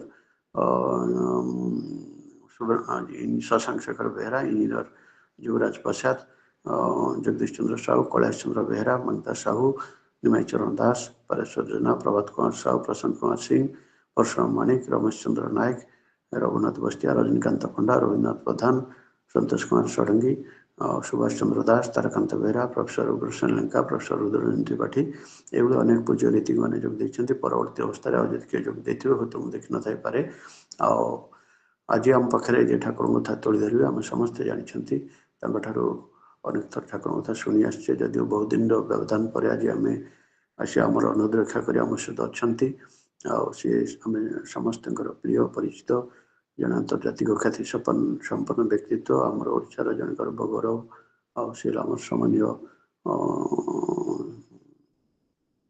आमर सम्मानीय सूर्यकांत भाई श्रीयुक्त सूर्यकांत महापात्र आज आमर अनुरोध रक्षा करी आम सहित अच्छा ठाकुर कथा तोड़ी धरवे global head Wipro talent transformation से ग्लोबल हेड अनुरोध करवा आलोचना आरंभ करेंगे तो सूर्यकांत महापात्र आज्ञा जय गुरु आज्ञा जय गुरु दादा के समय अच्छे हाँ आप अध घंटा कहतु मिनिमम अध घंटा जय गुरु परम प्रेम परम दयाल श्री श्री ठाकुर श्रीपाद पद्म मोर भक्तिपुत प्रणाम परम आराध्या जगत जननी श्री श्री बड़ मां श्रीपाद पद्म मोर भक्तिपुत प्रणाम परम पूज्य पाद योगाचार्य श्री श्री बड़दांकुर श्रीपाद पद्म मोर भक्तिपुत प्रणाम परम पूज्य पाद श्री श्री आचार्य देव श्रीपाद पद्म मोर भक्तिपुत प्रणाम इष्ट परिवार समस्त सदस्य मानकर डातुर चरण मोर भक्तिपुत प्रणाम आज पवित्र सत्संग परिचालक महोदय सत्संग उपस्थित अच्छा मो पिता माता चरण मो प्रणाम सत्संग उपस्थित परम ब्रह्म श्री श्री ठाकुर पवित्र पंजाधारी कर्मी वृंद सत्संग उपस्थित आदर भाई माने भक्तिमय माँ माने समस्त को मोर आनंदित जय गुरु आज नुआ वर्षर प्रथम सत्संग जोग देवार एक विशेष सुजोग मिली नुआ वर्ष आपण मानकर समस्त सुखमय आनंदमय मंगलमय हे उठू यह परम पिता आतुर चरण प्रार्थना श्री श्री ठाकुर नुआ वर्ष जो आशीर्वाद रूपक जो पंक्ति मन पड़े श्री श्री ठाकुर कहते पथे पथे कंटकर अभ्यर्थना पथे पथे गुप्त सर्प गुढ़ फणा निंदा हेउ तोर जय शंखनाद एही तोर रुद्रर प्रासाद एही तोर नववर्षर शुभ आशीर्वाद श्री श्री ठाकुर यही एक आशीर्वाणी नववर्ष उपलक्षे देइछंती समस्ते हुए तो कहती तुम्हें आनंद रे रुह सुखरे रुह शांति रे रुह खुशी रे रुह मंगल रे रुह श्री श्री ठाकुर कथाटी को यही भाव में जार तात्पर्य बुझिबार आवश्यकता रही श्री श्री ठाकुर कहते तुम चला पथरे कंटक भरी रही थाई पारे ताहा तुमको स्वागत करि पारे गुप्त सर्प फणा टेकी हुए तो रही अनेक यही पथरे चलवा समय अनेक निंदा अपवाद हुए तो तुमको सहाय करने को ही पारे जहाँ को तुम्हें शंखनाद बोली ग्रहण करिनेबो जीवनर समस्त बाधा विपत्ति असुविधा ताको अतिक्रम करि पारिबार क्षमता तुम मान भीतर जागी उठू तुम माने ଏଇଭଳି ଭାବରେ ଯୋଗ୍ୟ ହେଇ ଉଠ, ଦକ୍ଷ ହେଇ ଉଠ ଯେ ଜୀବନର ସମସ୍ତ ବାଧା ବିପତ୍ତିକୁ ତୁମେ ଅବଦମିତ କରି ଯେଭଳି ଆଗକୁ ଯାଇପାର। ତାହା ହିଁ ହେଉଛି ଶ୍ରୀ ଶ୍ରୀ ଠାକୁରଙ୍କର ଆଶୀର୍ବାଦ। ଶ୍ରୀ ଶ୍ରୀ ଠାକୁର କହିନାହାନ୍ତି ତୁମମାନଙ୍କ ଜୀବନରୁ ସବୁ ବାଧା ହଟିଯାଉ, ତୁମମାନଙ୍କ ଜୀବନରେ କିଛି ଅସୁବିଧା ନ ରହୁ। ଠାକୁର କହୁଛନ୍ତି ଅଭାବ ଆସୁ, ଅସୁବିଧା ଆସୁ, ଜୀବନରେ ଦୁଃଖ କଷ୍ଟ ଆସୁ, ସମସ୍ୟା ଆସୁ, କିନ୍ତୁ ତୁମେ ସେଇ ସବୁକୁ ଅତିକ୍ରମ କରିବାର, ଅବଦମିତ କରିବାର, ସେଇ ସବୁଗୁଡ଼ିକୁ ପରାହତ କରି ଆଗେଇ ଯିବାର ଦକ୍ଷତା ତୁମମାନଙ୍କ ଭିତରେ ଜାଗିବ। ପରିବେଶ ଭିତରେ ଯେତେବେଳେ ମଣିଷ ବଞ୍ଚି ରହେ, ପରିବେଶର ସଂଘାତ ତାର ସାମ୍ନା କରିବାକୁ ହେବ ହିଁ। ସେଥିରୁ ନିସ୍ତାର ପାଇବାର କିଛି ଉପାୟ ନାହିଁ। ପରିବେଶର ସଂଘାତ ଆସିବ ନିଶ୍ଚୟ, କିନ୍ତୁ এই ପରିବେଶର ସଂଘାତକୁ କିଭଳି ଭାବରେ ମୁକାବିଲା ତୁମମାନେ କରିପାର, ସେଇଭଳି ଦକ୍ଷତା ତୁମମାନଙ୍କ ଭିତରେ ଜାଗି ଉଠୁ। ଏହା ହିଁ ଶ୍ରୀ ଶ୍ରୀ ଠାକୁର ଆଶା କରିଛନ୍ତି ଆମେ, ଆଉ କିଛି ନୁହେଁ। ଠାକୁର କହୁଛନ୍ତି ଯେ এই ବାଧା ବିପତ୍ତି এই ସବୁକୁ ଅତିକ୍ରମ କରିବା ଭିତର ଦେଇ ତୁମମାନଙ୍କର ବୁଦ୍ଧି, ତୁମମାନଙ୍କର ବିବେକ, ତୁମମାନଙ୍କ ଶକ୍ତି ଗଜେଇ ଉଠେ ଏବଂ ଏଭଳି ଏକ ଜୀବନରେ ଯେ ଆଶା କରେ ଯେ କେବଳ ହସି ଖେଳି ମଜା କରି ଜୀବନଟାକୁ କଟେଇ ଦେବି, ତାର ନିଶ୍ଚିତ ଭାବରେ ଅଧପତନ ହେବ, ସେଥିରେ କୌଣସି ସନ୍ଦେହ ନାହିଁ। ଶ୍ରୀ ଠାକୁର କହୁଛନ୍ତି ଜୀବନରେ ବାଧା ଦରକାର, ସମସ୍ୟା ଦରକାର, ଅସୁବିଧା ଦରକାର, କିନ୍ତୁ ତାର ମୁକାବିଲା କରିବା ପାଇଁ ନିଜକୁ ପ୍ରସ୍ତୁତ କରିନେବାକୁ। କିଛି ଦିନ ପୂର୍ବରୁ ଗତ 21 ତାରିଖରେ ପୂଜନୀୟ ଅବିନ୍ଦାଙ୍କର ନିର୍ଦ୍ଦେଶ କ୍ରମେ ଦୁର୍ଗାପୁର ଉତ୍ସବରେ ଯୋଗ ଦେବାର ସୁଯୋଗ ମିଳିଥିଲା। ସେଠାରେ ଯାଇ ହଠାତ୍ ଖବର ମିଳିଲା, ବୁଝିବାକୁ ପାଇଲି ଯେ ଯେଉଁ ପଡ଼ିଆରେ ସେମାନେ ଉତ୍ସବ କରିବା ପାଇଁ ପରମିଶନ ନେଇଥିଲେ, ପଡ଼ିଆର ଯେଉଁମାନେ ମାଲିକ ସେମାନେ ପଡ଼ିଆଟି ଦେବେ ବୋଲି ତାଙ୍କୁ ସ୍ୱୀକୃତି ଦେଇଥିଲେ, କିନ୍ତୁ ଯେତେବେଳେ ସେମାନେ ପ୍ରଶାସନ ପାଖକୁ ଯାଆନ୍ତି ଅଫିସିଆଲି ସେଠାରେ ଉତ୍ସବ କରିବାର ପରମିଶନ ମାଗିବା ପାଇଁ, ସେତେବେଳେ ସେମାନେ ସିଧା ସିଧା ମନା କରିଦିଅନ୍ତି। ସେ କହନ୍ତି ଏତେ ବଡ଼ ଉତ୍ସବ ଆପଣମାନେ କରୁଛନ୍ତି, 70-80 ହଜାର ଲୋକ ଆସିବେ, ଇଏ ସହର ଭିତରେ ଏ ପଡ଼ିଆ, ଏଠି ଆମେ ପରମିଶନ ଦେଇପାରିବୁ ନାହିଁ। ଏଠାରେ ଲ ଆଣ୍ଡ ଅର୍ଡରର ବ୍ୟବସ୍ଥା ନିଶ୍ଚିତ ଭାବରେ ବାଧାପ୍ରାପ୍ତ ହେବ, ତେଣୁ ଆମମାନେ କୌଣସି ମତେ ଆପଣମାନଙ୍କୁ ଏଠାରେ କରିବାର ପରମିଶନ ଦେଇପାରିବୁ ନାହିଁ। ପଡ଼ିଆର ମାଲିକ ଯିଏ ସିଏ ନାଚାର, ସିଏ ପଡ଼ିଆ ଦେବା ପାଇଁ ପ୍ରସ୍ତୁତ ଥିଲେ ମଧ୍ୟ ପ୍ରଶାସନ କିନ୍ତୁ ଦେବା ପାଇଁ ପ୍ରସ୍ତୁତ ନଥିଲେ। এইଭଳି ଏକ ଅବସ୍ଥା। এই ଘଟଣାଟି 7 ଦିନ ଆଗରୁ এই କଥାଟି ଜଣାପଡ଼େ ଏବଂ କୌଣସି ପ୍ରକାରେ କୌଣସି ଅବସ୍ଥାରେ ସେମାନେ ଆଉ ପ୍ରଶାସନକୁ କନଭିନ୍ସ କରିପାରନ୍ତି ନାହିଁ। 7 ଦିନ ଭିତରେ ଆଉ ଗୋଟିଏ ଅଲ୍ଟରନେଟ୍ ପଡ଼ିଆ ସେମାନେ ଯୋଗାଡ଼ କରି ନିଅନ୍ତି, କାରଣ ନିର୍ଦ୍ଦିଷ୍ଟ ଦିନରେ ଉତ୍ସବ କରିବା ପାଇଁ ଆଚାର୍ଯ୍ୟଦେବଙ୍କର ଆଶୀର୍ବାଦ। ଆଚାର୍ଯ୍ୟଦେବ ଉତ୍ସବର ନାମକରଣ ମଧ୍ୟ କରିଛନ୍ତି ଧୃତି ସର୍ଜନା ବୋଲି, ଏବଂ ତାହାକୁ କୌଣସି ପ୍ରକାର ଘୁଞ୍ଚେଇ ହେବାର ସମ୍ଭାବନା ନାହିଁ। 7 ଦିନ ଭିତରେ ଆଉ ଗୋଟିଏ ପଡ଼ିଆ ସେମାନେ ଖୋଜି ନିଅନ୍ତି, ଯେଉଁ ପଡ଼ିଆରେ ଗୋଟିଏ ବିଶାଳ ମେଳା ଚାଲିଛି। ଦୁର୍ଗାପୁରରେ ଶୀତ ଋତୁର ଗୋଟିଏ ମେଳା, ପଡ଼ିଆଟି ତାଙ୍କ ପାଖକୁ ହସ୍ତାନ୍ତରିତ ହେବ ଉତ୍ସବର 2 ଦିନ ପୂର୍ବରୁ। এইଭଳି ଏକ ଅବସ୍ଥା। କାର୍ଡ ବଣ୍ଟା ସରିଛି, ଲୋକମାନଙ୍କୁ କୁହା ସରିଛି ଯେ ପୂର୍ବବର୍ତ୍ତୀ ସ୍ଥାନରେ ସେଇଠାରେ ଉତ୍ସବ ହେବ ବୋଲି ଲୋକମାନେ ଜାଣିଛନ୍ତି। ବର୍ତ୍ତମାନ 4-5 ଦିନ ଭିତରେ ପୁଣି ସେ ଲୋକମାନଙ୍କ ପାଖରେ ପହଞ୍ଚିବାକୁ ପଡ଼ିବ, ତାଙ୍କୁ ଖବର ଦେବାକୁ ପଡ଼ିବ ଯେ ସେଠାରେ ଆଉ ଉତ୍ସବ ହେଉନାହିଁ, ଆଉ ଗୋଟେ ନୂଆ ସ୍ଥାନରେ ଉତ୍ସବ ହେଉଛି ଏବଂ 2 ଦିନ ଭିତରେ ଏକ ବିଶାଳ ଉତ୍ସବ ଯେଉଁଠାରେ ପାଖାପାଖି 70-80 ହଜାର ଲୋକଙ୍କର ସମାଗମ ହେବ, ସେଠାରେ ସମସ୍ତ ପ୍ରକାର ଆୟୋଜନ କରିବାକୁ ହେବ। କୌଣସି ଅଡିଟୋରିୟମ ବା କଲ୍ୟାଣ ମଣ୍ଡପ ନୁହେଁ ଯେ ସବୁ କିଛି ପ୍ରସ୍ତୁତ ହେଇ ରହିଛି। ସବୁ ପ୍ରକାର ଟେଣ୍ଟ, ମେଡିକାଲ କ୍ୟାମ୍ପ ଠାରୁ ଆରମ୍ଭ କରି ଯେଉଁଠାରେ ଉତ୍ସବ ମଣ୍ଡପ ପ୍ରତିଷ୍ଠିତ ହେବ, ଯେଉଁଠାରେ ଶ୍ରୀ ଶ୍ରୀ ଠାକୁରଙ୍କ ବିଗ୍ରହ ରହିବେ, ଯେଉଁଠାରେ ସଭା ମଞ୍ଚ ହେବ, ସାଂସ୍କୃତିକ କାର୍ଯ୍ୟକ୍ରମ ହେବ, ଦୀକ୍ଷା ପତ୍ର ଯୋଉଠାରେ ଷ୍ଟଲ ରହିବ, ଇଏ ସବୁ ଯୋଉ ବିଶାଳ ଆୟୋଜନ 2 ଦିନ ଭିତରେ କରିବାକୁ ହେବ, ସମସ୍ତେ ସେଠିକାର ଗୁରୁ ଭାଇ ମାନେ ଅଣ୍ଟା ଭିଡି ଲାଗି ପଡିଛନ୍ତି ଏବଂ 2-3ଟି ଦିନ ଭିତରେ ଏକ ବିଶାଳ ଉତ୍ସବର ଆୟୋଜନ ହେଇଛି। ସେଠାରେ ଅନେକ ଲୋକଙ୍କର ସମାଗମ ହେଇଛି ଏବଂ ଏଇ କଥାଟି ମୁଁ ଏଇଥିପାଇଁ କହିଲି ଯେ ସେ ଉତ୍ସବରେ ମୁଁ ନିଜେ ବ୍ୟକ୍ତିଗତ ଭାବରେ ଯୋଗ ଦେବାର ସୁଯୋଗ ମୋତେ ମିଳିଥିଲା ଏବଂ ପୂଜନୀୟ ବିଙ୍କି ଦାସ ଏ ଉତ୍ସବରେ ଉପସ୍ଥିତ ଥିଲେ ଏବଂ ନିଜର ଅଭିଭାଷଣରେ ସେ ଏଇ କଥାଟି ଉଲ୍ଲେଖ କରିଥିଲେ ଯେ ଜୀବନରେ ବାଧା ଯେତେବେଳେ ଆସେ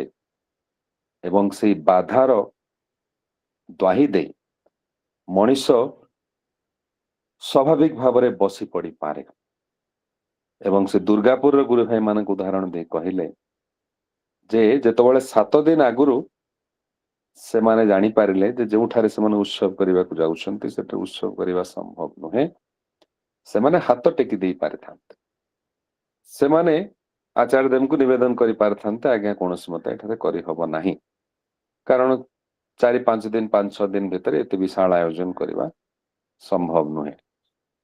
ତାହା ସେମାନେ କରିନାହାନ୍ତି। ସେ ଠାକୁରଙ୍କୁ ପ୍ରତିଷ୍ଠା କରିବା ପାଇଁ ତାଙ୍କ ଭିତରେ ଯୋଉ ଆକାଂକ୍ଷା, ଯୋଉ ଇଚ୍ଛା, ଆଚାର୍ଯ୍ୟ ଦେବଙ୍କର ଇଚ୍ଛାକୁ ବାସ୍ତବାୟିତ କରିବା ପାଇଁ ସେମାନଙ୍କ ମନ ଭିତରେ ଯୋଉ ପ୍ରେରଣା, ତାହା ସେମାନଙ୍କୁ ଆଗେଇ ଯିବା ପାଇଁ ଉଦ୍ବୁଦ୍ଧ କରିଥିଲା ଏବଂ ଅନେକ କଷ୍ଟ ସ୍ୱୀକାର କରି ରାତି ଦିନ ଅକ୍ଳାନ୍ତ ପରିଶ୍ରମ କରି 2 ଦିନ ଭିତରେ ସେଇ ଉତ୍ସବର ଯୋଉ ସେଇ ପଡିଆକୁ ଏକ ଉତ୍ସବ ପାଇଁ ପ୍ରସ୍ତୁତ କରି ତୋଳିବା ତାହା ସେମାନଙ୍କ ପକ୍ଷରେ ସମ୍ଭବ ହେଇଥିଲା। ତେଣୁ ଜୀବନରେ ବାଧା ତ ଆସିବ, ବିପତ୍ତି ଆସିବ, ଅସୁବିଧା ଆସିବ, ତାର ସାମ୍ନା କରିବାକୁ କିଭଳି ହେବ ସେଥିପାଇଁ ନିଜକୁ ପ୍ରସ୍ତୁତ କରିବାକୁ ପଡିବ ଏବଂ ସେ ଠାକୁରଙ୍କର ଏକମାତ୍ର ଇଚ୍ଛା ହଉଛି ତାହା। ସେ ଠାକୁର ବଙ୍କିମ ଚନ୍ଦ୍ର ଯେ କବି ଥିଲେ, ଯେ ଲେଖକ ଥିଲେ, ତାଙ୍କର ଗୋଟିଏ ପଂକ୍ତିର ଉଦାହରଣ ଦେଇ କହନ୍ତି ଯେ ସେ ପଂକ୍ତିରେ ସେ କହିଛନ୍ତି ଯେ ଈଶ୍ୱର ମତେ ଜୀବନରେ ବାଧା ଦିଅ, ମୋ ଜୀବନରେ ଦୁଃଖ ସମସ୍ୟା ତୁମେ ନେଇ ଆଣ, ତାହା ହିଁ ମତେ ତୁମକୁ ମନେ ପକେଇବା ପାଇଁ ପ୍ରେରଣା ଦବ, ତୁମକୁ ପ୍ରାର୍ଥନା କରିବା ପାଇଁ ତାହା ହିଁ ମତେ ପ୍ରେରଣା ଦବ। ଜୀବନରେ ଯଦି ବାଧା ନଥାଏ, ଅସୁବିଧା ନଥାଏ, ଜୀବନରେ ଯଦି ସୁଖ ଶାନ୍ତି ଆନନ୍ଦ ହିଁ କେବଳ ଥାଏ, ତାହେଲେ ତୁମକୁ ମନେ ପକେଇବି କେମିତି, ତୁମକୁ ତ ଭୁଲି ଯାଇପାରେ। ସେ ଠାକୁର କହୁଛନ୍ତି ଏଇ ବାଧା ବିପତ୍ତିକୁ ଅତିକ୍ରମ କରିବା ଭିତରେ ଦେଇ ତୁମମାନଙ୍କ ଭିତରେ ଊର୍ଜା ଜାଗ୍ରତ ହୁଏ, ବୁଦ୍ଧି ଜାଗ୍ରତ ହୁଏ, ତୁମମାନଙ୍କ ଭିତରେ ଶକ୍ତି ସଂଗଠିତ ହୁଏ, ତୁମେ ମାନେ ହେଇ ଉଠ ଦକ୍ଷ, ଯୋଗ୍ୟ, ବିଜ୍ଞ ଏବଂ ପ୍ରାଜ୍ଞ। କେବଳ ଅଭାବ ଅସୁବିଧା ସାମ୍ନା କରିବା ଭିତର ଦେଇ ଏସବୁ ଯଦି ଜୀବନରେ ନ ଆସେ ତାହେଲେ ଆଗେଇବା ସମ୍ଭବ ନୁହେଁ। ସେଇଥିପାଇଁ ହୁଏତ ଶ୍ରୀ ଶ୍ରୀ ଠାକୁରଙ୍କର ସେଇ ଆଶୀର୍ବାଣୀ ପଥେ ପଥେ କଣ୍ଟକର ଅଭ୍ୟର୍ଥନା, ପଥେ ପଥେ ଗୁପ୍ତ ସର୍ପ ଗୁଢ ଫଣା, ନିନ୍ଦା ହେଉ ତୋର ଜୟ ଶଙ୍ଖନାଦ, ଏଇ ତୋର ରୁଦ୍ରର ପ୍ରାସାଦ, ଏଇ ତୋର ନବବର୍ଷର ଶୁଭ ଆଶୀର୍ବାଦ। ଶ୍ରୀ ଠାକୁର ଚାହିଁଛନ୍ତି ସେଇ ଗୋଟିଏ କଥା। ଦିନେ ଶ୍ରୀ ଠାକୁର କହୁଛନ୍ତି ଯେ ମତେ ମଣିଷ ଅନେକ କିଛି ଆଣି ଦେଇଛି, ଧନ ସମ୍ପତ୍ତି ମୋ ପାଖରେ ଅଜାଡି ଦେଇଛି, ଟଙ୍କା ପଇସା ମଧ୍ୟ ମୋ ପାଖରେ ଲୋଟି ଦେଇଛି, କିନ୍ତୁ ନା ସେଥିରେ ମୁଁ ତୃପ୍ତି ହେଇଛି ନା ତାହା ମୁଁ ଚାହିଁଛି। ମୁଁ କିନ୍ତୁ ତୁମମାନଙ୍କ ପାଖରୁ ଗୋଟିଏ ଜିନିଷ, ଗୋଟିଏ କଥା ହିଁ ଚାହେଁ, ଗୋଟିଏ କଥା ତୁମମାନଙ୍କ ପାଖରୁ ମୋ ଭିତରେ, ମୋ ମନ ଭିତରେ ଆଶା ଆକାଂକ୍ଷା ତୁମମାନଙ୍କ ଠାରୁ ପାଇବାକୁ ଚାହେଁ। ସେ ଗୋଟିଏ କଥା ହଉଛି ତୁମମାନେ କିଭଳି ହେଇ ଉଠ, ତୁମେମାନେ ହେଇ ଉଠ, ଦକ୍ଷ ହେଇ ଉଠ, ଯୋଗ୍ୟ ହେଇ ଉଠ, ବିଜ୍ଞ ହେଇ ଉଠ, ମଣିଷ ଭଳି ମଣିଷ ହେଇ ଉଠ। ଯେଉଁଭଳି ମଣିଷ ହବାର ଆଶା ମୁଁ ତୁମମାନଙ୍କ ପାଖରୁ ରଖିଛି ସେଇଭଳି ମଣିଷ ହେଇ ଉଠ। ସେ ଠାକୁର କହୁଛନ୍ତି ତୁମେମାନେ କେବଳ ଯେ ଚଳମାନ ହୁଅ ସେଥିରେ ମୋର ସନ୍ତୁଷ୍ଟି ବା ତୃପ୍ତି ନାହିଁ, ତୁମେମାନେ ମୋବାଇଲ ହୁଅ ସେଥିରେ ମୁଁ ଖୁସି ନୁହେଁ, ବରଂ ତୁମେ ମୋଟାଇଲ ହୁଅ, ଅର୍ଥାତ ଯେ ତୁମେ ନିଜେ ଚାଲିପାର କେବଳ ସେତିକି ଯଥେଷ୍ଟ ନୁହେଁ, ତୁମେ ଆଉ 5 ଜଣଙ୍କୁ ମଧ୍ୟ ଚଲେଇ ନେଇପାର। ଏଇ କଥା ସେ ଠାକୁର ଆଶା କରୁଛନ୍ତି। ଠାକୁର କହୁଛନ୍ତି ଯେ ତୁମେ ମାନେ ଟ୍ରେନର କୋଚ୍ ବା ବଗି ହୁଅ ବୋଲି ମୁଁ ଚାହେଁ ନା, ମୁଁ ଚାହେଁ ତୁମେ ମାନେ ଟ୍ରେନର ଇଞ୍ଜିନ ହୁଅ, ଯେ ନିଜେ ତ ଚାଲିପାରେ ଅନ୍ୟ 50ଟା ବଗିକୁ ମଧ୍ୟ ଟାଣି ନେଇପାରେ। ତୁମେ ମାନେ ନିଜେ ତ ବଞ୍ଚି ଯାଇପାର, ନିଜର ପରିବାରକୁ ତ ଚଳେଇ ନେଇପାର, ଆଉ 5ଟା ପରିବାରକୁ ମଧ୍ୟ ତୁମେ ଚଳେଇ ନେଇପାର। ଏଇଭଳି ଦକ୍ଷତା ତୁମମାନଙ୍କ ଭିତରେ ରହିବା ଉଚିତ।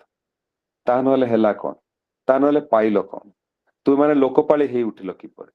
ତୁମେ ମାନେ ମଣିଷକୁ ବଞ୍ଚିବାର ଆସ୍ୱାଦନ ଦେଇପାରିଲ କିପରି? ତୁମ ମଣିଷକୁ ରକ୍ଷା କରି ଯଦି ନ ପାର ତାହେଲେ ଲାଭ କିଛି ନାହିଁ। ଠାକୁର କହୁଛନ୍ତି ପରିବେଶ ତୁମକୁ ସଂଘାତ ଦଉଛି ଦଉ, ସେଥିରେ ତୁମର ବ୍ୟଥିତ ହବାର କିଛି କାରଣ ନାହିଁ। ଲୋକ ତୁମକୁ ନିନ୍ଦା ଅପବାଦ ଦଉଛନ୍ତି ଦିଅନ୍ତୁ, ସେଥିରେ ତୁମର ଚିନ୍ତା କରିବାର ବିବ୍ରତ ହବାର କଣ ଅଛି? ଅନ୍ୟମାନେ ତୁମକୁ ହଇରାଣ କରୁଛନ୍ତି, ଅସୁବିଧାରେ ପକେଇବାକୁ ଚେଷ୍ଟା କରୁଛନ୍ତି, କରନ୍ତୁ, ସେଥିରେ ତୁମେ ବ୍ୟସ୍ତ ବିବ୍ରତ ହେଇ ପଡିବାର କଣ କାରଣ ଅଛି? ଠାକୁର କହୁଛନ୍ତି ଏଭଳି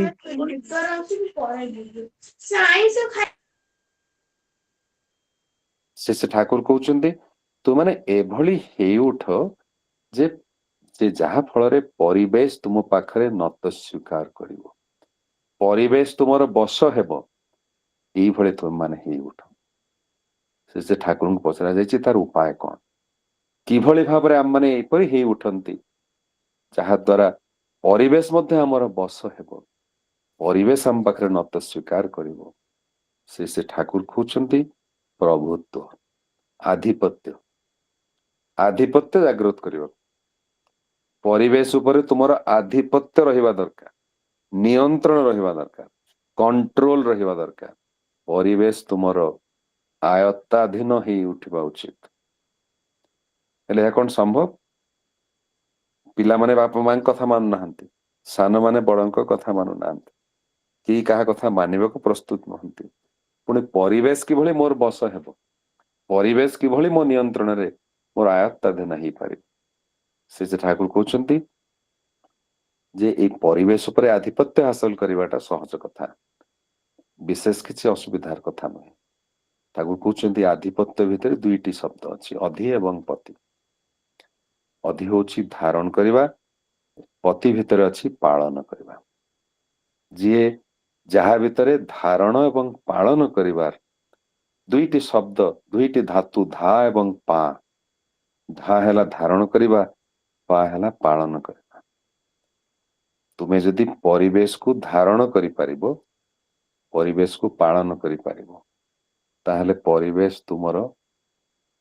ତୁମ ପାଖରେ ନତ ସ୍ୱୀକାର କରିବ। ପରିବେଶ ତୁମର ଅଧୀନସ୍ଥ ହବ ହିଁ, ଏଥିରେ କୌଣସି ସନ୍ଦେହ ନାହିଁ। ଚେଷ୍ଟା କରି ଦେଖ, ତୁମର ପାଖ ଯୋଉ ପଡା ପଡୋଶୀ ଅଛନ୍ତି, ତୁମେ ତାଙ୍କର ଜୀବନକୁ ଯଦି ତୁମେ ଧାରଣ କରିପାର, ପୋଷଣ ଦେଇପାର, ପାଳନ କରିପାର, ସେମାନଙ୍କ ସୁଖ ଦୁଃଖରେ ତୁମେ ଯଦି ଠିଆ ହେଇପାର, ତାଙ୍କର ସୁବିଧା ଅସୁବିଧାରେ ତୁମେ ଯେତେବେଳେ ତାଙ୍କୁ ବଞ୍ଚିବାର ବାଟ ଦେଖେଇ ଦେଇପାର, ତାଙ୍କ ବିପଦ ଆପଦରେ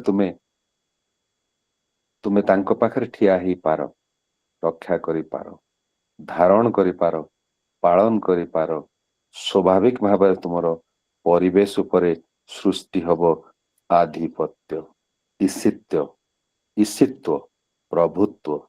ସେ ଠାକୁର କହୁଛନ୍ତି ଇଏ ଆଉ କିଛି ନୁହେଁ, ପ୍ରଭୁତ୍ୱ ବା ଈଶିତ୍ୱ ଆଉ କିଛି ନୁହେଁ। ଏହାର ଜ୍ୱଳନ୍ତ ଉଦାହରଣ ହଉଛନ୍ତି ପରମ ପୂଜ୍ୟପାଦ ଶ୍ରୀ ଶ୍ରୀ ଆଚାର୍ଯ୍ୟ ଦେବ। ପ୍ରତିନିୟତ ଗୋଟିଏ କଥା ତାଙ୍କ ପାଖରେ ଦେଖିବାକୁ ମିଳେ ଯେ ଆମ ସମସ୍ତଙ୍କୁ ସେ ଧାରଣ ଏବଂ ପାଳନ କରିବାରେ ନିୟତ ପ୍ରୟାସୀ। ପ୍ରତିଟି ମଣିଷକୁ କିଭଳି ସେ ଧାରଣ କରିପାରିବେ, ବଞ୍ଚିବାର ରାସ୍ତା ଦେଖେଇ ପାରିବେ, ଏବଂ ପ୍ରତିଟି ମଣିଷକୁ କିଭଳି ଭାବରେ ସେ ପାଳନ କରିପାରିବେ, ପୋଷଣ ଦେଇପାରିବେ, ରକ୍ଷା କରିପାରିବେ ବିପଦ ଆପଦ, ସେଥିପାଇଁ ପ୍ରତିନିୟତ ସେ ଚେଷ୍ଟାରତ। ସକାଳ 10ଟାରୁ ଦିନ 1-2ଟା ପର୍ଯ୍ୟନ୍ତ ଅବିରାମ ଭାବରେ ପ୍ରତିଟି ମଣିଷର ସମସ୍ୟାର ସମାଧାନ ଦେଇ ଚାଲିଛନ୍ତି। ସୁଖ ଦୁଃଖର ପ୍ରଶ୍ନ ନେଇ, ସମସ୍ୟାର ପ୍ରଶ୍ନ ନେଇ ମଣିଷ ଛୁଟି ଆସୁଛି ତାଙ୍କ ପାଖକୁ। ନିବେଦନର କୌଣସି ଶେଷ ନାହିଁ। ଦୁଃଖ କାହାଣୀ ବର୍ଣ୍ଣନା କରିବାରେ ମଣିଷର କିନ୍ତୁ ଶେଷ ନାହିଁ। କାହାର ରୋଗ, କାହାର ଚାକିରିର ସମସ୍ୟା, କାହାର ଝିଅ ବାହାଘର ହେଇପାରୁନାହିଁ, କାହାର ପାଠ ମନେ ରହୁନାହିଁ, କାହାର ସ୍ୱାମୀ ସ୍ତ୍ରୀଙ୍କ ଭିତରେ ଦାମ୍ପତ୍ୟ ଜୀବନରେ ବିବାଦ, କାହାର କୋର୍ଟ କଚେରୀରେ ମାମଲା, କାହାର ଅନ୍ୟ କିଛି ସମସ୍ୟା, କେଉଁଠାରେ ମନ୍ଦିର ବା କୌଣସି କେନ୍ଦ୍ର ବିହାରରେ ଗୁରୁ ଭାଇମାନଙ୍କ ଭିତରେ ବିବାଦ, କେଉଁଠାରେ ଜମିବାଡ଼ିର ସମସ୍ୟା, ଇଏ ପ୍ରତିଟି ସମସ୍ୟାର ସମାଧାନ ସେ ଦେଇ ଚାଲିଛନ୍ତି। ଗୋଟିଏ ଥର ବାଙ୍ଗାଲୋରରୁ ଗୋଟିଏ ଦମ୍ପତିଙ୍କୁ ତାଙ୍କର ପୁତ୍ର ଏବଂ କନ୍ୟାଙ୍କ ସହିତ ମୁଁ ନେଇ ଯାଇଥିଲି ଆଶ୍ରମକୁ। ତାଙ୍କର ପୁଅଟିର ସମସ୍ୟା ଥିଲା ଯେ ସିଏ ଟେଲିଭିଜନ ଏବଂ ଭିଡିଓ ଗେମ୍ସ ର ଆଡିକ୍ସନ ତା ଭିତରେ ପଶି ଯାଇଥିଲା। 24 ଘଣ୍ଟା ସେ ମୋବାଇଲ ଫୋନ ଧରି ବସି ରହୁଥିଲା। ସେ କୌଣସି ମତେ ସେଥିରୁ ନିଜକୁ ମୁକ୍ତ କରିପାରୁନଥିଲା। ପାଠ ପଢା ଛାଡି ଦେଇଥିଲା କହିଥିଲେ ଚଳେ। ତାଙ୍କରି ପାଖକୁ କୌଣସି ମତେ ଛଳବଳ କୌଶଳ କରି ବାପା ମାଙ୍କୁ ପରାମର୍ଶ ଦେଇ ସେ ତାଙ୍କର ପୁଅ ଏବଂ ତା ଝିଅକୁ ମଧ୍ୟ ସେମାନେ ନେଇ ଯାଇଥିଲେ ଆଶ୍ରମକୁ। ଏବଂ ବାପା ମା ତ ଦେଖିତ, କିନ୍ତୁ 17-18 ବର୍ଷର ଝିଅ ଏବଂ 14-15 ବର୍ଷର ପୁଅ ଯେ ମୋବାଇଲ ଫୋନର ଆଡିକ୍ସନ ଯାହାର ହେଇଯାଇଥିଲା, ସେମାନେ କିନ୍ତୁ ଆଦୌ ଏସବୁ ଦୀକ୍ଷା ବା ଗୁରୁ ଗ୍ରହଣ କରିବା ପାଇଁ ନାରାଜ। ବଡ ହେଇଯାଇଛନ୍ତି, ନିଜର ବୁଦ୍ଧି ଇତ୍ୟାଦି ସବୁ ତ ବହୁତ ପ୍ରସାରିତ ହେଇଯାଇଛି। ତେଣୁ ଆଉ ଗୁରୁ ଗ୍ରହଣ କରିବାର କୌଣସି ଆବଶ୍ୟକତା ତାଙ୍କ ମନ ଭିତରେ ନାହିଁ। ସେ ଯାହା ହଉ କୌଣସି ମତେ ଛଳେ ବଳେ କୌଶଳେ ତାଙ୍କୁ ଆମେ ନେଇ ଆସିଛୁ ଆଶ୍ରମକୁ। ଶ୍ରୀ ଶ୍ରୀ ଆଚାର୍ଯ୍ୟ ଦେବଙ୍କ ଦର୍ଶନ ହେଇଛି ଏବଂ ମାଟି ନିବେଦନ କରିଛନ୍ତି ପୁଅ ବିଷୟରେ, ଏବଂ ପୁଅ ଏବଂ ଝିଅ ବସି ରହିଛନ୍ତି କିଛି ସମୟ ପାଇଁ ନାଟ ମଣ୍ଡପରେ। ଏବଂ ଏଇଭଳି ଭାବରେ 1-2 ଘଣ୍ଟା ବିତି ଯାଇଛି। ଆଚାର୍ଯ୍ୟ ଦେବଙ୍କର କଥା, ତାର ଚୁମ୍ବକୀୟ ଆକର୍ଷଣ, ସେଥିରେ ସେ ମୋହିତ ଏବଂ ଆକର୍ଷିତ ହେଇଛନ୍ତି। ଦୁଇ ଜଣ ଯାକ ତାଙ୍କର ବ୍ୟକ୍ତିତ୍ୱରେ, ତାଙ୍କର ପର୍ସନାଲିଟି, ମଣିଷକୁ ସମାଧାନ ଦବାର ଯୋଉ ତାଙ୍କ ଭିତରେ ଯୋଉ ପ୍ରଚେଷ୍ଟା, ଏସବୁ ତାଙ୍କୁ ବିଶେଷ ଭାବରେ ଆକର୍ଷିତ କରିଛି। ଶ୍ରୀ ଶ୍ରୀ ଆଚାର୍ଯ୍ୟ ଦେବ ଉଠି ଯିବାର କିଛି ସମୟ ପରେ ସେ ପିଲାଟି ମତେ ପ୍ରଶ୍ନ କରୁଛି, ଅଙ୍କଲ ଆଜ୍ଞା ଏଇ ଯେ ଆଚାର୍ଯ୍ୟ ଦେବ ସେ କଣ ପାଠ ପଢିଛନ୍ତି? ମୁଁ କହିଲି କାହିଁକି ଏ କଥା ପଚାରୁଛ? ପୁଅଟି କହୁଛି, ଆଜ୍ଞା ମୁଁ ଏଠି ଦେଖୁଥିଲି ଜଣେ ଆସିକି, ପିଲାଟି କହୁଛି ମୁଁ MBA ପଢିବି ଏବଂ କିଛି ଉପଦେଶ ମାଗିଛି, ତା ବିଷୟରେ ସେ ଉପଦେଶ ଦେଇଛନ୍ତି। ଆଉ ଜଣେ ଆସି ବାପା କହୁଛନ୍ତି ମୋ ଝିଅ ମେଡିକାଲ ପଢିବାକୁ ଚାହୁଁଛି, ସେଇ ବିଷୟରେ ଅନେକ କିଛି ଉପଦେଶ ଦେଲେ। ଆଉ ଜଣେ କହିଲା ଯେ ସେ ଇଞ୍ଜିନିୟରିଂ ପାଠ ଶେଷ କରି ଆସିଛି, ଚାକିରି ଖୋଜୁଛି, ତାକୁ ମଧ୍ୟ ଉପଦେଶ ଦେଲେ।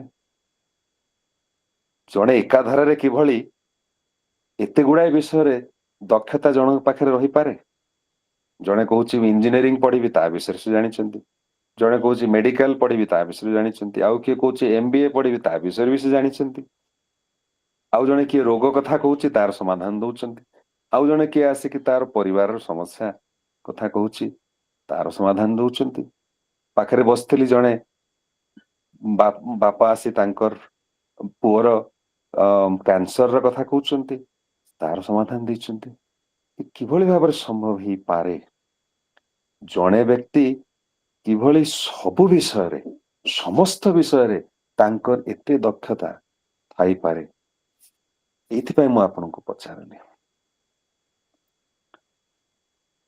ଯାହା ହଉ ଆଶ୍ରମରେ ସେଇ ପୁଅ ଏବଂ ଝିଅ ଦୁଇ ଜଣଙ୍କର ଦୀକ୍ଷା ହେଇଛି ଏବଂ ବାପା ମା ମଧ୍ୟ ଖୁବ ତୃପ୍ତିର ସହିତ ଆସିଛନ୍ତି।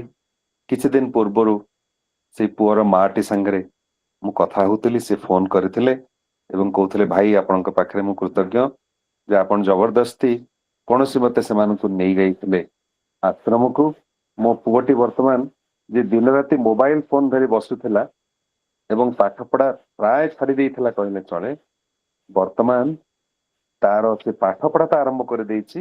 ବର୍ତ୍ତମାନ ଯୋଉ ପରୀକ୍ଷାରେ ସେ ସବୁ ପେପରରେ 90% ଉପରେ ରଖି ପାଠ ପଢାରେ ତାର ମନ ଯେମିତି ଆଗରୁ ଥିଲା ଠିକ ସେଇଭଳି ଭାବରେ ସେ ମନ ଧ୍ୟାନ ଦେଇ ବର୍ତ୍ତମାନ ପାଠ ପଢୁଛି। ମୁଁ କହିଲି ଦୟା ତ ମୋ ପାଖରେ କୃତଜ୍ଞ ହବାର କୌଣସି ହିଁ କାରଣ ନାହିଁ। କୃତଜ୍ଞ ଯଦି ହବାକୁ ଚାହାନ୍ତି ତାହେଲେ ହୁଅନ୍ତୁ ଶ୍ରୀ ଶ୍ରୀ ଠାକୁରଙ୍କ ପାଖରେ ତାଙ୍କର ଦୟା। କୃତଜ୍ଞ ଯଦି ହବାକୁ ଚାହାନ୍ତି ତାହେଲେ ହୁଅନ୍ତୁ ଶ୍ରୀ ଶ୍ରୀ ଆଚାର୍ଯ୍ୟ ଦେବଙ୍କ ପାଖରେ ତାଙ୍କରି ଦୟା, ତାଙ୍କରି ଆଶୀର୍ବାଦ, ତାଙ୍କରି ମାର୍ଗଦର୍ଶନ ଆଜି ଆପଣଙ୍କର ପିଲାମାନଙ୍କୁ କିଭଳି ଭାବରେ ସେମାନେ ଠିକ ରାସ୍ତାରେ ଚାଲି ପାରନ୍ତି ତାର ବାଟ ସିଏ ଆପଣ ମାନଙ୍କୁ ଦେଖେଇ ଦେଇଛନ୍ତି। ଏଇ ହଉଛି ଜୀବନରେ ଗୁରୁ ଏବଂ ଆଚାର୍ଯ୍ୟ ତାଙ୍କର ପ୍ରାସଙ୍ଗିକତା। ଏଇ ହଉଛି ତାଙ୍କର ଏତେ ଆବଶ୍ୟକତା ଆମମାନଙ୍କ ଜୀବନରେ। ଯଦି ସେ ଥାଆନ୍ତି ତାହେଲେ ଆମମାନଙ୍କର ଚିନ୍ତା କରିବାର କିଛି କାରଣ ନାହିଁ। କିନ୍ତୁ କୌଣସି ଅଲୌକିକତା ହେଇଯିବ ଏଇ ଆଶା କରି ତାଙ୍କ ପାଖକୁ ଯିବା ସେଥିରେ କୌଣସି ସାର୍ଥକତା ନାହିଁ।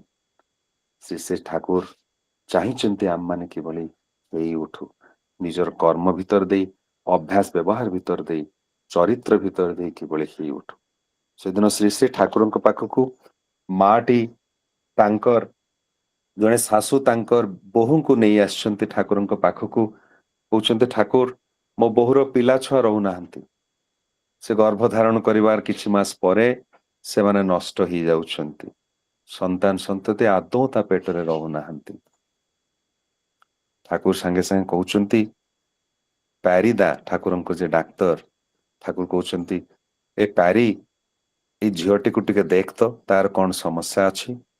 ଶାଶୁ ମାଙ୍କୁ କହୁଛନ୍ତି ଯା ତୁମ ବୋହୂକୁ ନେଇକି ପ୍ୟାରି ପାଖକୁ ଯାଅ, ସେ ଯେଭଳି ତୁମକୁ ସମାଧାନ ଦେବ ତାହା ତୁମେ କରିବ। ମା ଏବଂ ତାଙ୍କର ବୋହୂ ପୁତ୍ର ବଧୂ ଠିଆ ହେଇଛନ୍ତି। ଯିବା ସମୟରେ ମାଟି କହୁଛନ୍ତି ଆଜ୍ଞା ତାଙ୍କ ପାଖକୁ ଯିବୁ ଯେ ହେଲେ ଆପଣ ଟିକେ ଆଶୀର୍ବାଦ କରିଦେଲେ ତ ହେଇଯାଆନ୍ତା। ଆପଣ ଟିକେ ଆଶୀର୍ବାଦ କରିଦେଲେ ସବୁ ହେଇଯିବ, ଆଉ କିଛି ଦରକାର ନାହିଁ ଆମର। ସେ ଠାକୁର ଗମ୍ଭୀର ହେଇ କହୁଛନ୍ତି ଦେଖ ଯାହା କଲେ ଯାହା ପାଇବାକୁ ହୁଏ ତାହା ନକରି ତାହା ପାଇବା ସମ୍ଭବ ହୁଏ ନା, ଏବଂ ନକରି ପାଇବା ସମ୍ଭବ ହେଇପାରେ ଏଭଳି ଛୁ ମନ୍ତର ମତେ କିଛି ଜଣା ନାହିଁ। ତାହା ଯଦି ଚାହୁଁ ତାହେଲେ ମୁଁ ତୋର ବିଶେଷ କିଛି କରିପାରିବି ନାହିଁ, ତୋର କୌଣସି ଉପକାର ମୁଁ କରିପାରିବି ନାହିଁ। କିନ୍ତୁ ଯାହା ପାଇବାକୁ ହୁଏ ତାହା ଯଦି କରୁ, ଠିକ ଠିକ ମୁଁ ଯାହା କହେ ତାହା ଯଦି କରୁ ତାହେଲେ ତୋର ଚିନ୍ତା କରିବାର କିଛି କାରଣ ନାହିଁ। ପ୍ରତିଟି ସମସ୍ୟାର କାରଣ ଅଛି, ସବୁ କାରଣର ପରିଣାମ ଅଛି ଏବଂ ସବୁ କାରଣର ନିରାକରଣ ମଧ୍ୟ ଅଛି। ଯାହା କଲେ ଯାହା ହୁଏ ତାହା ତ ଭୋଗିବାକୁ ପଡିବ, କିନ୍ତୁ ଯେଉଁ କାରଣଟି ପାଇଁ ତାହା ହେଇଛି ସେ କାରଣଟିକୁ ବୁଝି ଯଦି ତାର ନିରାକରଣ କରାଯାଇପାରେ, ତାର ରେମେଡିକୁ ଯଦି ଫାଇଣ୍ଡ ଆଉଟ୍ କରାଯାଇପାରେ ଏବଂ ତାହାକୁ ଯଦି ପ୍ରୟୋଗ କରାଯାଇପାରେ ତାହେଲେ ସେଇ କାରଣକୁ ତୁମେ ଅତିକ୍ରମ କରି ତାର ନିରାକରଣଟି ପାଇପାରିବ, ସମସ୍ୟାର ସମାଧାନଟି ପାଇପାରିବ। ସେ ଠାକୁର ଆମକୁ କୌଣସି ଅଲୌକିକତା ପଛରେ ଯିବା ପାଇଁ ଚାହିଁନାହାନ୍ତି। ସେଦିନ ଆଚାର୍ଯ୍ୟ ଦେବଙ୍କ ପାଖରେ ମୁଁ ଠିଆ ହେଇଛି, ମାଟି ତାଙ୍କର ପୁଅଟିକୁ ନେଇ ଆସି କହୁଛନ୍ତି ଦୁଇଟି ପୁଅକୁ ଆଣିଥିଲେ, ସାନ ପୁଅର ଖଡି ଛୁଆଁ ହେଇଛି, ଆଚାର୍ଯ୍ୟ ଦେବ ଖଡି ଛୁଆଇଛନ୍ତି। ତାପରେ ମାଟି କହୁଛନ୍ତି ଆଜ୍ଞା ମୋ ବଡ ପୁଅ ମୁଣ୍ଡରେ ଟିକେ ହାତ ରଖିଦିଅନ୍ତୁ। ଆଚାର୍ଯ୍ୟ ଦେବ ହସିକିରି କହୁଛନ୍ତି କଣ ହବ ହାତ ରଖିଦେଲେ? ମା ଜଣ କହୁଛନ୍ତି ତା ଜୀବନଟା ଧନ୍ୟ ହେଇଯିବ, ତା ଜୀବନରେ ଆଉ କିଛି ଅସୁବିଧା ରହିବ ନାହିଁ। ସେତେବେଳେ ଆଚାର୍ଯ୍ୟ ଦେବ ହେଇନଥିଲେ, ବାବାଇ ଦେବ ବୋଲି ଆମେ ତାଙ୍କୁ ସମ୍ବୋଧନ କରୁଥିଲେ। ସେତେବେଳେ କହୁଛନ୍ତି ଯେ ଯଦି ମୁଁ ହାତଟି ରଖିଦିଏ ଏବଂ ତାପରେ ତୁମ ପୁଅର କିଛି ଅସୁବିଧା ହୁଏ ତାପରେ ତୁମେ ତ ମୋ ବିଷୟରେ ପ୍ରଚାର କରିବା ଆରମ୍ଭ କରିବ ଯେ ବାବାଇଦା ହାତ ରଖି ଦେଇଥିଲେ, ତା ସତ୍ୟ ମଧ୍ୟ ଏଇଭଳି ତାର ପୁଅର ଅସୁବିଧା ହେଲା। ହାତ ଫାତ ରଖିଲେ କିଛି ହବ ନାହିଁ। ଠାକୁରଙ୍କର ମଣିଷ କରି ତୋଳିବାକୁ ଚେଷ୍ଟା କର, ତୁମର ପୁଅ କିଭଳି ଠାକୁରଙ୍କର ମଣିଷ ହେଇ ଉଠେ। ମୁଁ ନିଜ ଶୁଣା କଥା ମୁଁ ଆପଣଙ୍କୁ କହୁଛି। ଆଚାର୍ଯ୍ୟ ଦେବ କହୁଛନ୍ତି ଯେ ତୁମ ପୁଅ କିଭଳି ଠାକୁରଙ୍କର ମଣିଷ ହେଇପାରେ ତାହା ହିଁ ଚେଷ୍ଟା କର। ତା ଭିତରେ ହିଁ ରହିଛି ଆଶୀର୍ବାଦ, ତା ଭିତରେ ହିଁ ରହିଛି ସବୁ କିଛି, तार जीवन से सार्थक ही उठिबो धन्य ही उठिबो जे ठाकुरंकर मनीष से ही उठे ता नहेले आउ कोनसी बाट नाही ता हुचे एकमात्र उपाय श्री ठाकुर से कथा ही चाहिए श्री आचार्य देव प्रतिनियत से ही चाहिए आम मान को डीपी वर्क भितर संगठन काम भितर मंदिर तैयारी करने भितर उत्सव आयोजन करने भितर मूल उद्देश्य किंतु होउछि उत्सव तो हवा कथा हब मंदिर तो तैयारी हवा कथा हब आमे न कले आउ तो किए करि तोलिबो किंतु कथा होउछि आम मानक पछरे से निरंतर लागी रहिबार कारण होउछि जे आम माने किभଳି हेई उठू ए करिबा भितर दे आम माने किभଳି दक्ष विज्ञ प्राज्ञ हेई उठू प्रतिटी असुविधा सामना करिबा भितर दे बाधा को अतिक्रम करिबा भितर दे आम मानक भितर बुद्धि किभଳି गजेई उठू से दुर्गापुर से गुरु भाई मानकर कथा उदाहरण पुणी मने पड़े से माने आजी हेई उठचंती एभଳି आउ एक समस्या तांको पाखरे ठिया हेले से माने हार मानिबे नाही मने पड़िबो तांकर सेई पूर्व कथा जे से माने एई भଳି गुटे बाधार सम्मुखीन होइथिले एवं अतिक्रम करि पारिथिले से माने श्री श्री ठाकुरंको दयारु एवं तांकर श्री श्री ठाकुरंको प्रति जो भरोसा एवं विश्वास एवं सेई भरोसार तागिद रे से माने जतबेले देई पड़िथिले सेई कर्मचक्र सफलता तांकर दास हितला श्री ठाकुर कहउछन्ती बाधा विघ्न को चिंता कले हबो नाही उद्देश्य द्वारा अनुप्राणित हो सफलता तुमर दास हेबो तुमे जदि उद्देश्य हासिल करिबा रास्ता रे जदि बाधा विघ्न कथा चिंता करी भांगी पड़ो ताले उद्देश्य रे पहुंची पारिबो नाही किंतु उद्देश्य जदि तुमको प्रेरणा दौ थाए उद्देश्य द्वारा तुमे जदि अनुप्राणित हेई थाओ ताहले निश्चित भाବରେ समस्त बाधा को अतिक्रम करी तुम उद्देश्य रे उपस्थित हबो सेथरे कोनोसी संदेह नाही श्री श्री ठाकुर कहउछन्ते पर जदि करी चालो ताहले क्रांतिर स्तरटा को जेतबेले तुम अतिक्रम करी जिवो सेतबेले पछकु देखि भाबिबो केमिति हला किभଳି भाବରେ कामटी मु करि पकेली ए कामटी कोन सतरे मु करिछि मो द्वारा ते कामटा करबा संभव नथिला किभଳି हेई पारला श्री श्री ठाकुर कहउछन्ती क्लांतिर स्तरटा को जेतबेले अतिक्रम करि जिवो सेतबेले निजे ही हतबाक हेई जिवो जे किभଳି हे संभव हला किभଳି असंभव को संभव तुमे करि पारिछो श्री श्री ठाकुर कहउछन्ती ताहा संभव हेई पारे तुमे जदि सेई भଳି भाबरे प्रयासी हेई उठो एई कर्म यज्ञ रे एई भଳି कर्ममय जीवन भितर जेतबेले मनुष्य कर्म मुखर ही आगे उठे सेतबेले मझिरे मझिरे ता जीवन रे आसे क्लांति सेतबेले ता जीवन रे आसे क्लांतिर भाव टायर्डनेस मनुष्य चाहे सेतबेले टिके विश्राम ठाकुर कहउछन्ती सेई होउची समय सेई समय रे एई दुर्बलता द्वारा जदि तुमे कबलित न हो जदि वीक न हेई जाओ सेतबेले तुमके अटके पारिबे नाही जेतबेले क्लांति जेतबेले विश्राम पाई तुम भितर सेई आकांक्षा जागी उठिबो सेतबेले फुल दम रे लागि पड़िबो काम रे देखिबो किछि समय भितरे तुम भितरे अपुरंत शक्ति जागी उठिछि जे भाबिथिलो जे कामटा तुम द्वारा हेई पारिबो नाही तुम भितरे एते ऊर्जा एते शक्ति जागी उठिछि जे तुम भितरे आउ विश्राम नवा पाई कोनोसी भाव नाही क्लांतिर भाव टिके मध्य नाही तुमे माने आगे ही चलीछ दुर्बार गति रे समय निर्धारित समय अतिक्रांत ही जाइछ विशेष समय नवा को चाहिबे नाही आजिर एई नववर्ष उपलक्षे एई प्रार्थना जे श्री श्री ठाकुर आम मानक भितर एई बुद्धि दियंतु एई शक्ति दियंतु एई दक्षता योग्यता आम मानक भितर दियंतु जे आम माने समस्त बाधा विघ्न को अतिक्रम करी एई भଳି भाबरे दुर्बार गतिरे आगे ही चालू यह श्री श्री ठाकुर पाखे प्रार्थना आपण मानकर समस्तंकर सपरिवार सपरिवेश एई नुआ वर्ष रे जीवनटी मंगलमय हेई उठू आनंदमय सुखमय एवं इष्टमय हेई उठू यह ही मोर प्रार्थना श्री श्री ठाकुर आतुल चरण रे वंदे पुरुषोत्तम जय गुरु जय गुरु जय खूब सुंदर भाव आम सामान्य सूर्यकांत सूर्यकांत महापात्र सूर्य प्रकाश महापात्र खूब सुंदर भाव विभिन्न दिग देखिए आम पाखे ठाकुर कथा सब तोड़ी ठाकुर नववर्ष उपलक्षे जो आशीर्वाणी पदे पदे कंटकर शुभ प्रार्थना पदे पदे गुप्त सर्परक्षणा ନିନ୍ଦା ହଉ ତୁମର ଜୟ ଶଙ୍ଖର ହସ୍ତେ ତୁମର ପ୍ରସାଦ ତୁମର ବର୍ଷ ସବୁ ଆଶୀର୍ବାଦ ଏହି ବାଣୀରୁ ଆରମ୍ଭ କରି ତେଣୁ ବାଧା ବିପତ୍ତି ଅଭାବ ଅସୁବିଧା ଏ ଜୀବନରେ ଆମର ଆସିବ, କିନ୍ତୁ ତାକୁ ଆମେ ଅତିକ୍ରମ କରି କିଭଳି ଦକ୍ଷ ଯୋଗ୍ୟ ବିଜ୍ଞ ପ୍ରାଜ୍ଞ ହୋଇ ଉଠିବା, ଆଉ ସେ କଥାକୁ ନେଇକି ଅତି ସୁନ୍ଦର ଭାବରେ ସେ ଦୁର୍ଗାପୁର ଯେଉଁ ଉତ୍ସବ ତାର ଯେଉଁ ପ୍ରତିବନ୍ଧ ଯେଉଁ ବାଧା ସେ ବାଧାକୁ ଅତିକ୍ରମ କରି ଭାଇମାନେ କିଭଳି ସୁନ୍ଦର ଭାବେ ଉତ୍ସବ କଲେ ସେ କଥା ଆମ ପାଖରେ ତୁଳି ଧରିଲେ ଏବଂ ତାରି ଭିତରେ ସେ 3-4ଟି ଘଟଣା ଆମ ପାଖରେ ତୁଳି ଧରିଲେ। ଯେଉଁ ପିଲାଟି ମୋବାଇଲ ପ୍ରତି ଆଡିକ୍ଟେଡ ଥିଲା ସେ ଆଚାର୍ଯ୍ୟଙ୍କର এই সঙ্গ ଆଚାର୍ଯ୍ୟଙ୍କର ପ୍ରେରଣା ତାରି ଭିତରେ ସେ ପୁଣି ତାର ପାଠ ପଢ଼ାରେ ସେ ଦକ୍ଷ ଯୋଗ୍ୟ ହୋଇ ଉଠିଲା ଆଉ ଆଚାର୍ଯ୍ୟ ହେଉଛନ୍ତି ସେଇ ଦକ୍ଷ ଯୋଗ୍ୟ ବିଜ୍ଞର ମୂର୍ତ୍ତିମନ୍ତ ପ୍ରତୀକ।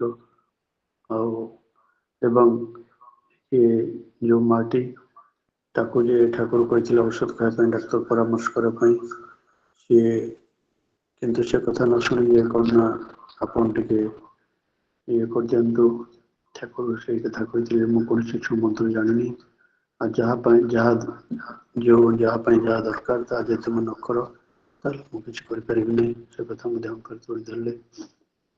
ଏବଂ ସେ ଖଡ଼ି ଛୁଆଁ କଥା ଜଣଙ୍କର ଖଡ଼ି ଛୁଆଁ ଜଣଙ୍କ କହୁଛନ୍ତି ମୁଣ୍ଡରେ ହାତ ବୁଲେଇ ଦେବା ପାଇଁ ସେ କଥା ମଧ୍ୟ ଆଚାର୍ଯ୍ୟ ପରିଷ୍କାର କରିଥିଲେ ଯଦି ହାତ ବୁଲେଇ ଦେଉଥାନ୍ତା ତାହେଲେ ମୁଁ ମୋର ପିଲାମାନଙ୍କୁ ପାଠ ପଢ଼ନ୍ତିନି, ଖାଲି ତାଙ୍କ ମୁଣ୍ଡରେ ହାତ ବୁଲେଇ ଦେଲେ ମଧ୍ୟ ସେମାନଙ୍କର ହେଇଥାନ୍ତା।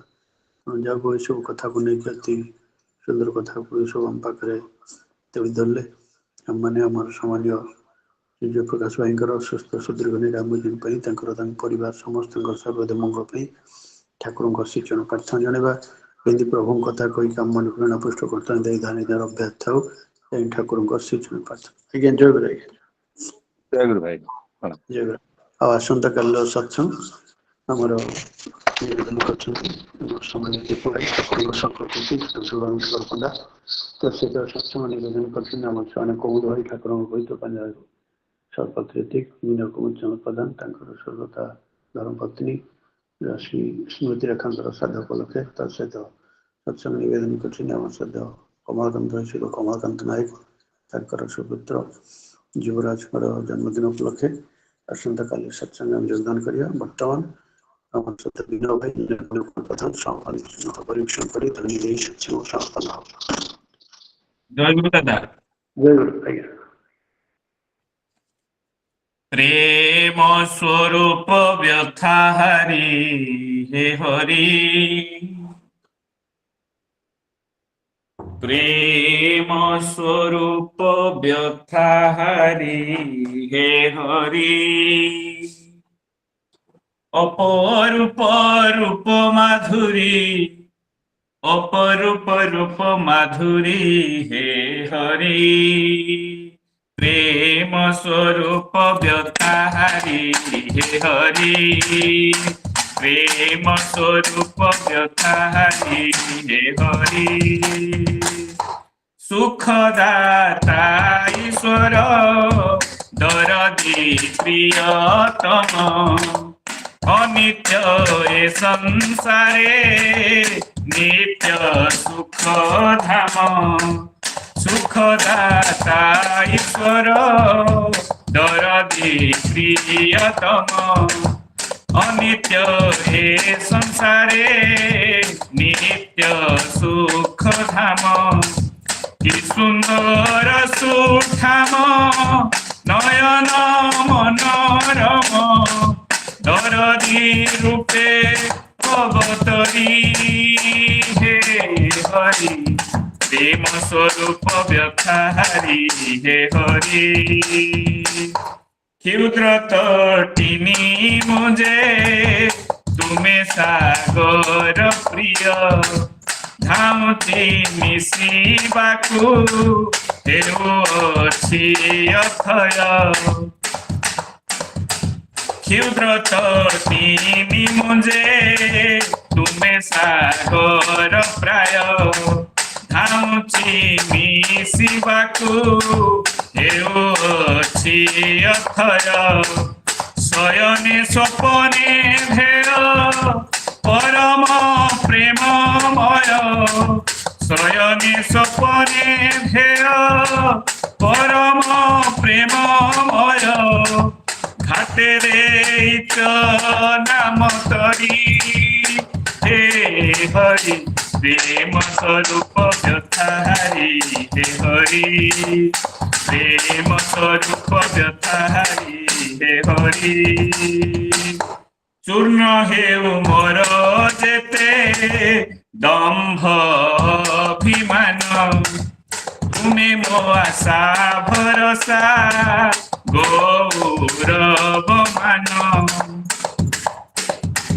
चूर्ण हेउ मोर जेते दम्भ अभिमान तुमे मो आशा भरोसा गौरव मान धन जन यौवन चल चंचल मन धन जन यौवन चल चंचल मन निय निय सबू तो तुमरी हे हरि निय निय सबू तो तुमरी प्रेम स्वरूप व्यथारी हे हरि अपरूप रूप माधुरी अपरूप रूप माधुरी अपरूप रूप माधुरी हे हरि प्रेम स्वरूप व्यथारी हे हरि प्रेम स्वरूप व्यथारी हे हरि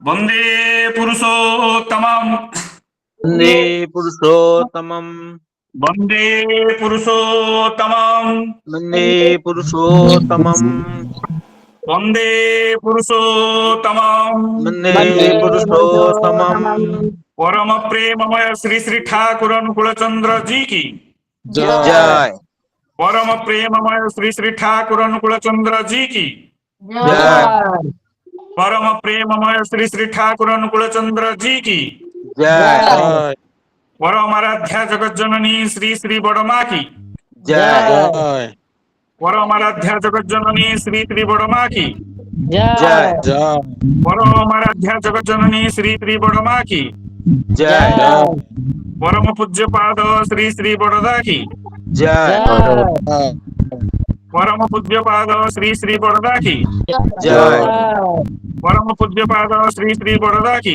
जय परम पूज्य पाद श्री श्री आचार्य देव की जय परम पूज्य पाद श्री श्री आचार्य देव की जय परम पूज्य पाद श्री श्री आचार्य देव की जय सत्संग की जय सत्संग की जय सत्संग की वंदे आर्य पितॄन् वन्दे आदिपुत्रोन् वंदे मातृवर्गान् वन्दे मातृवर्गान् वंदे अहं कृष्टिदैवतम् वन्दे दैवतम् वंदे पुरुषोत्तमम् वन्दे पुरुषोत्तमम् वंदे पुरुषोत्तमम् वन्दे पुरुषोत्तमम् परम प्रेममय श्री श्री ठाकुर अनुकूल चंद्र जी की सबाइके जय हो तमाम को प्रणाम अभिनंदन जय गुरु जय गुरु तमाम को प्रणाम जय गुरु समस्त को जय गुरु दादा जय गुरु समस्त को जय गुरु दादा पटेल जय गुरु जय गुरु जय गुरु अभिनंदन जय गुरु दादा जय गुरु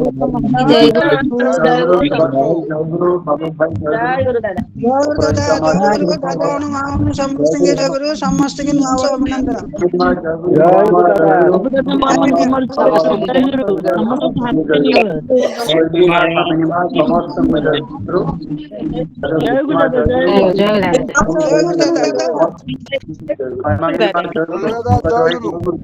ଦାଦା ଜୟଗୁରୁ ମା ମାନେ ଜୟଗୁରୁ ସମସ୍ତଙ୍କୁ ଜୟଗୁରୁ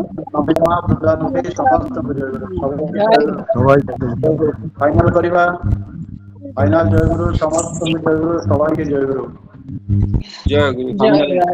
ସଦାଳ ଭାଇ ମା ମାନଙ୍କୁ ଜୟଗୁରୁ ଜୟଗୁରୁ ସମସ୍ତଙ୍କୁ ଜୟଗୁରୁ ସବାଇকে ତ୍ରିଲୋଚନ ଭାଇ ଜୟଗୁରୁ ଜୟ ତ୍ରିଲୋଚନ ଗୁରୁ ଭାଇ ଜୟ ଜୟଗୁରୁ ଗୁରୁ ସମସ୍ତ ଦାଦା ଜୟଗୁରୁ ଜୟଗୁରୁ ଦାଦା ସମସ୍ତ ଦାଦା ମା ମାନଙ୍କୁ ସରସ୍ୱତୀ ମା ସରସ୍ୱତୀ ମା ଜୟଗୁରୁ ପଞ୍ଚ ଭାଇ ଜୟଗୁରୁ ସମସ୍ତଙ୍କୁ ଜୟଗୁରୁ ସବାଇ ଜୟଗୁରୁ ଦାଦା ଜୟଗୁରୁ ସମସ୍ତଙ୍କୁ ସମସ୍ତ ଜୟଗୁରୁ ଦାଦା ସବାଇ ମା ମାନଙ୍କୁ ଜୟଗୁରୁ ଜୟଗୁରୁ ସମସ୍ତଙ୍କୁ ଫାଇନାଲ କରିବା ଫାଇନାଲ ଜୟଗୁରୁ ସମସ୍ତଙ୍କୁ ଜୟଗୁରୁ ସବାଇ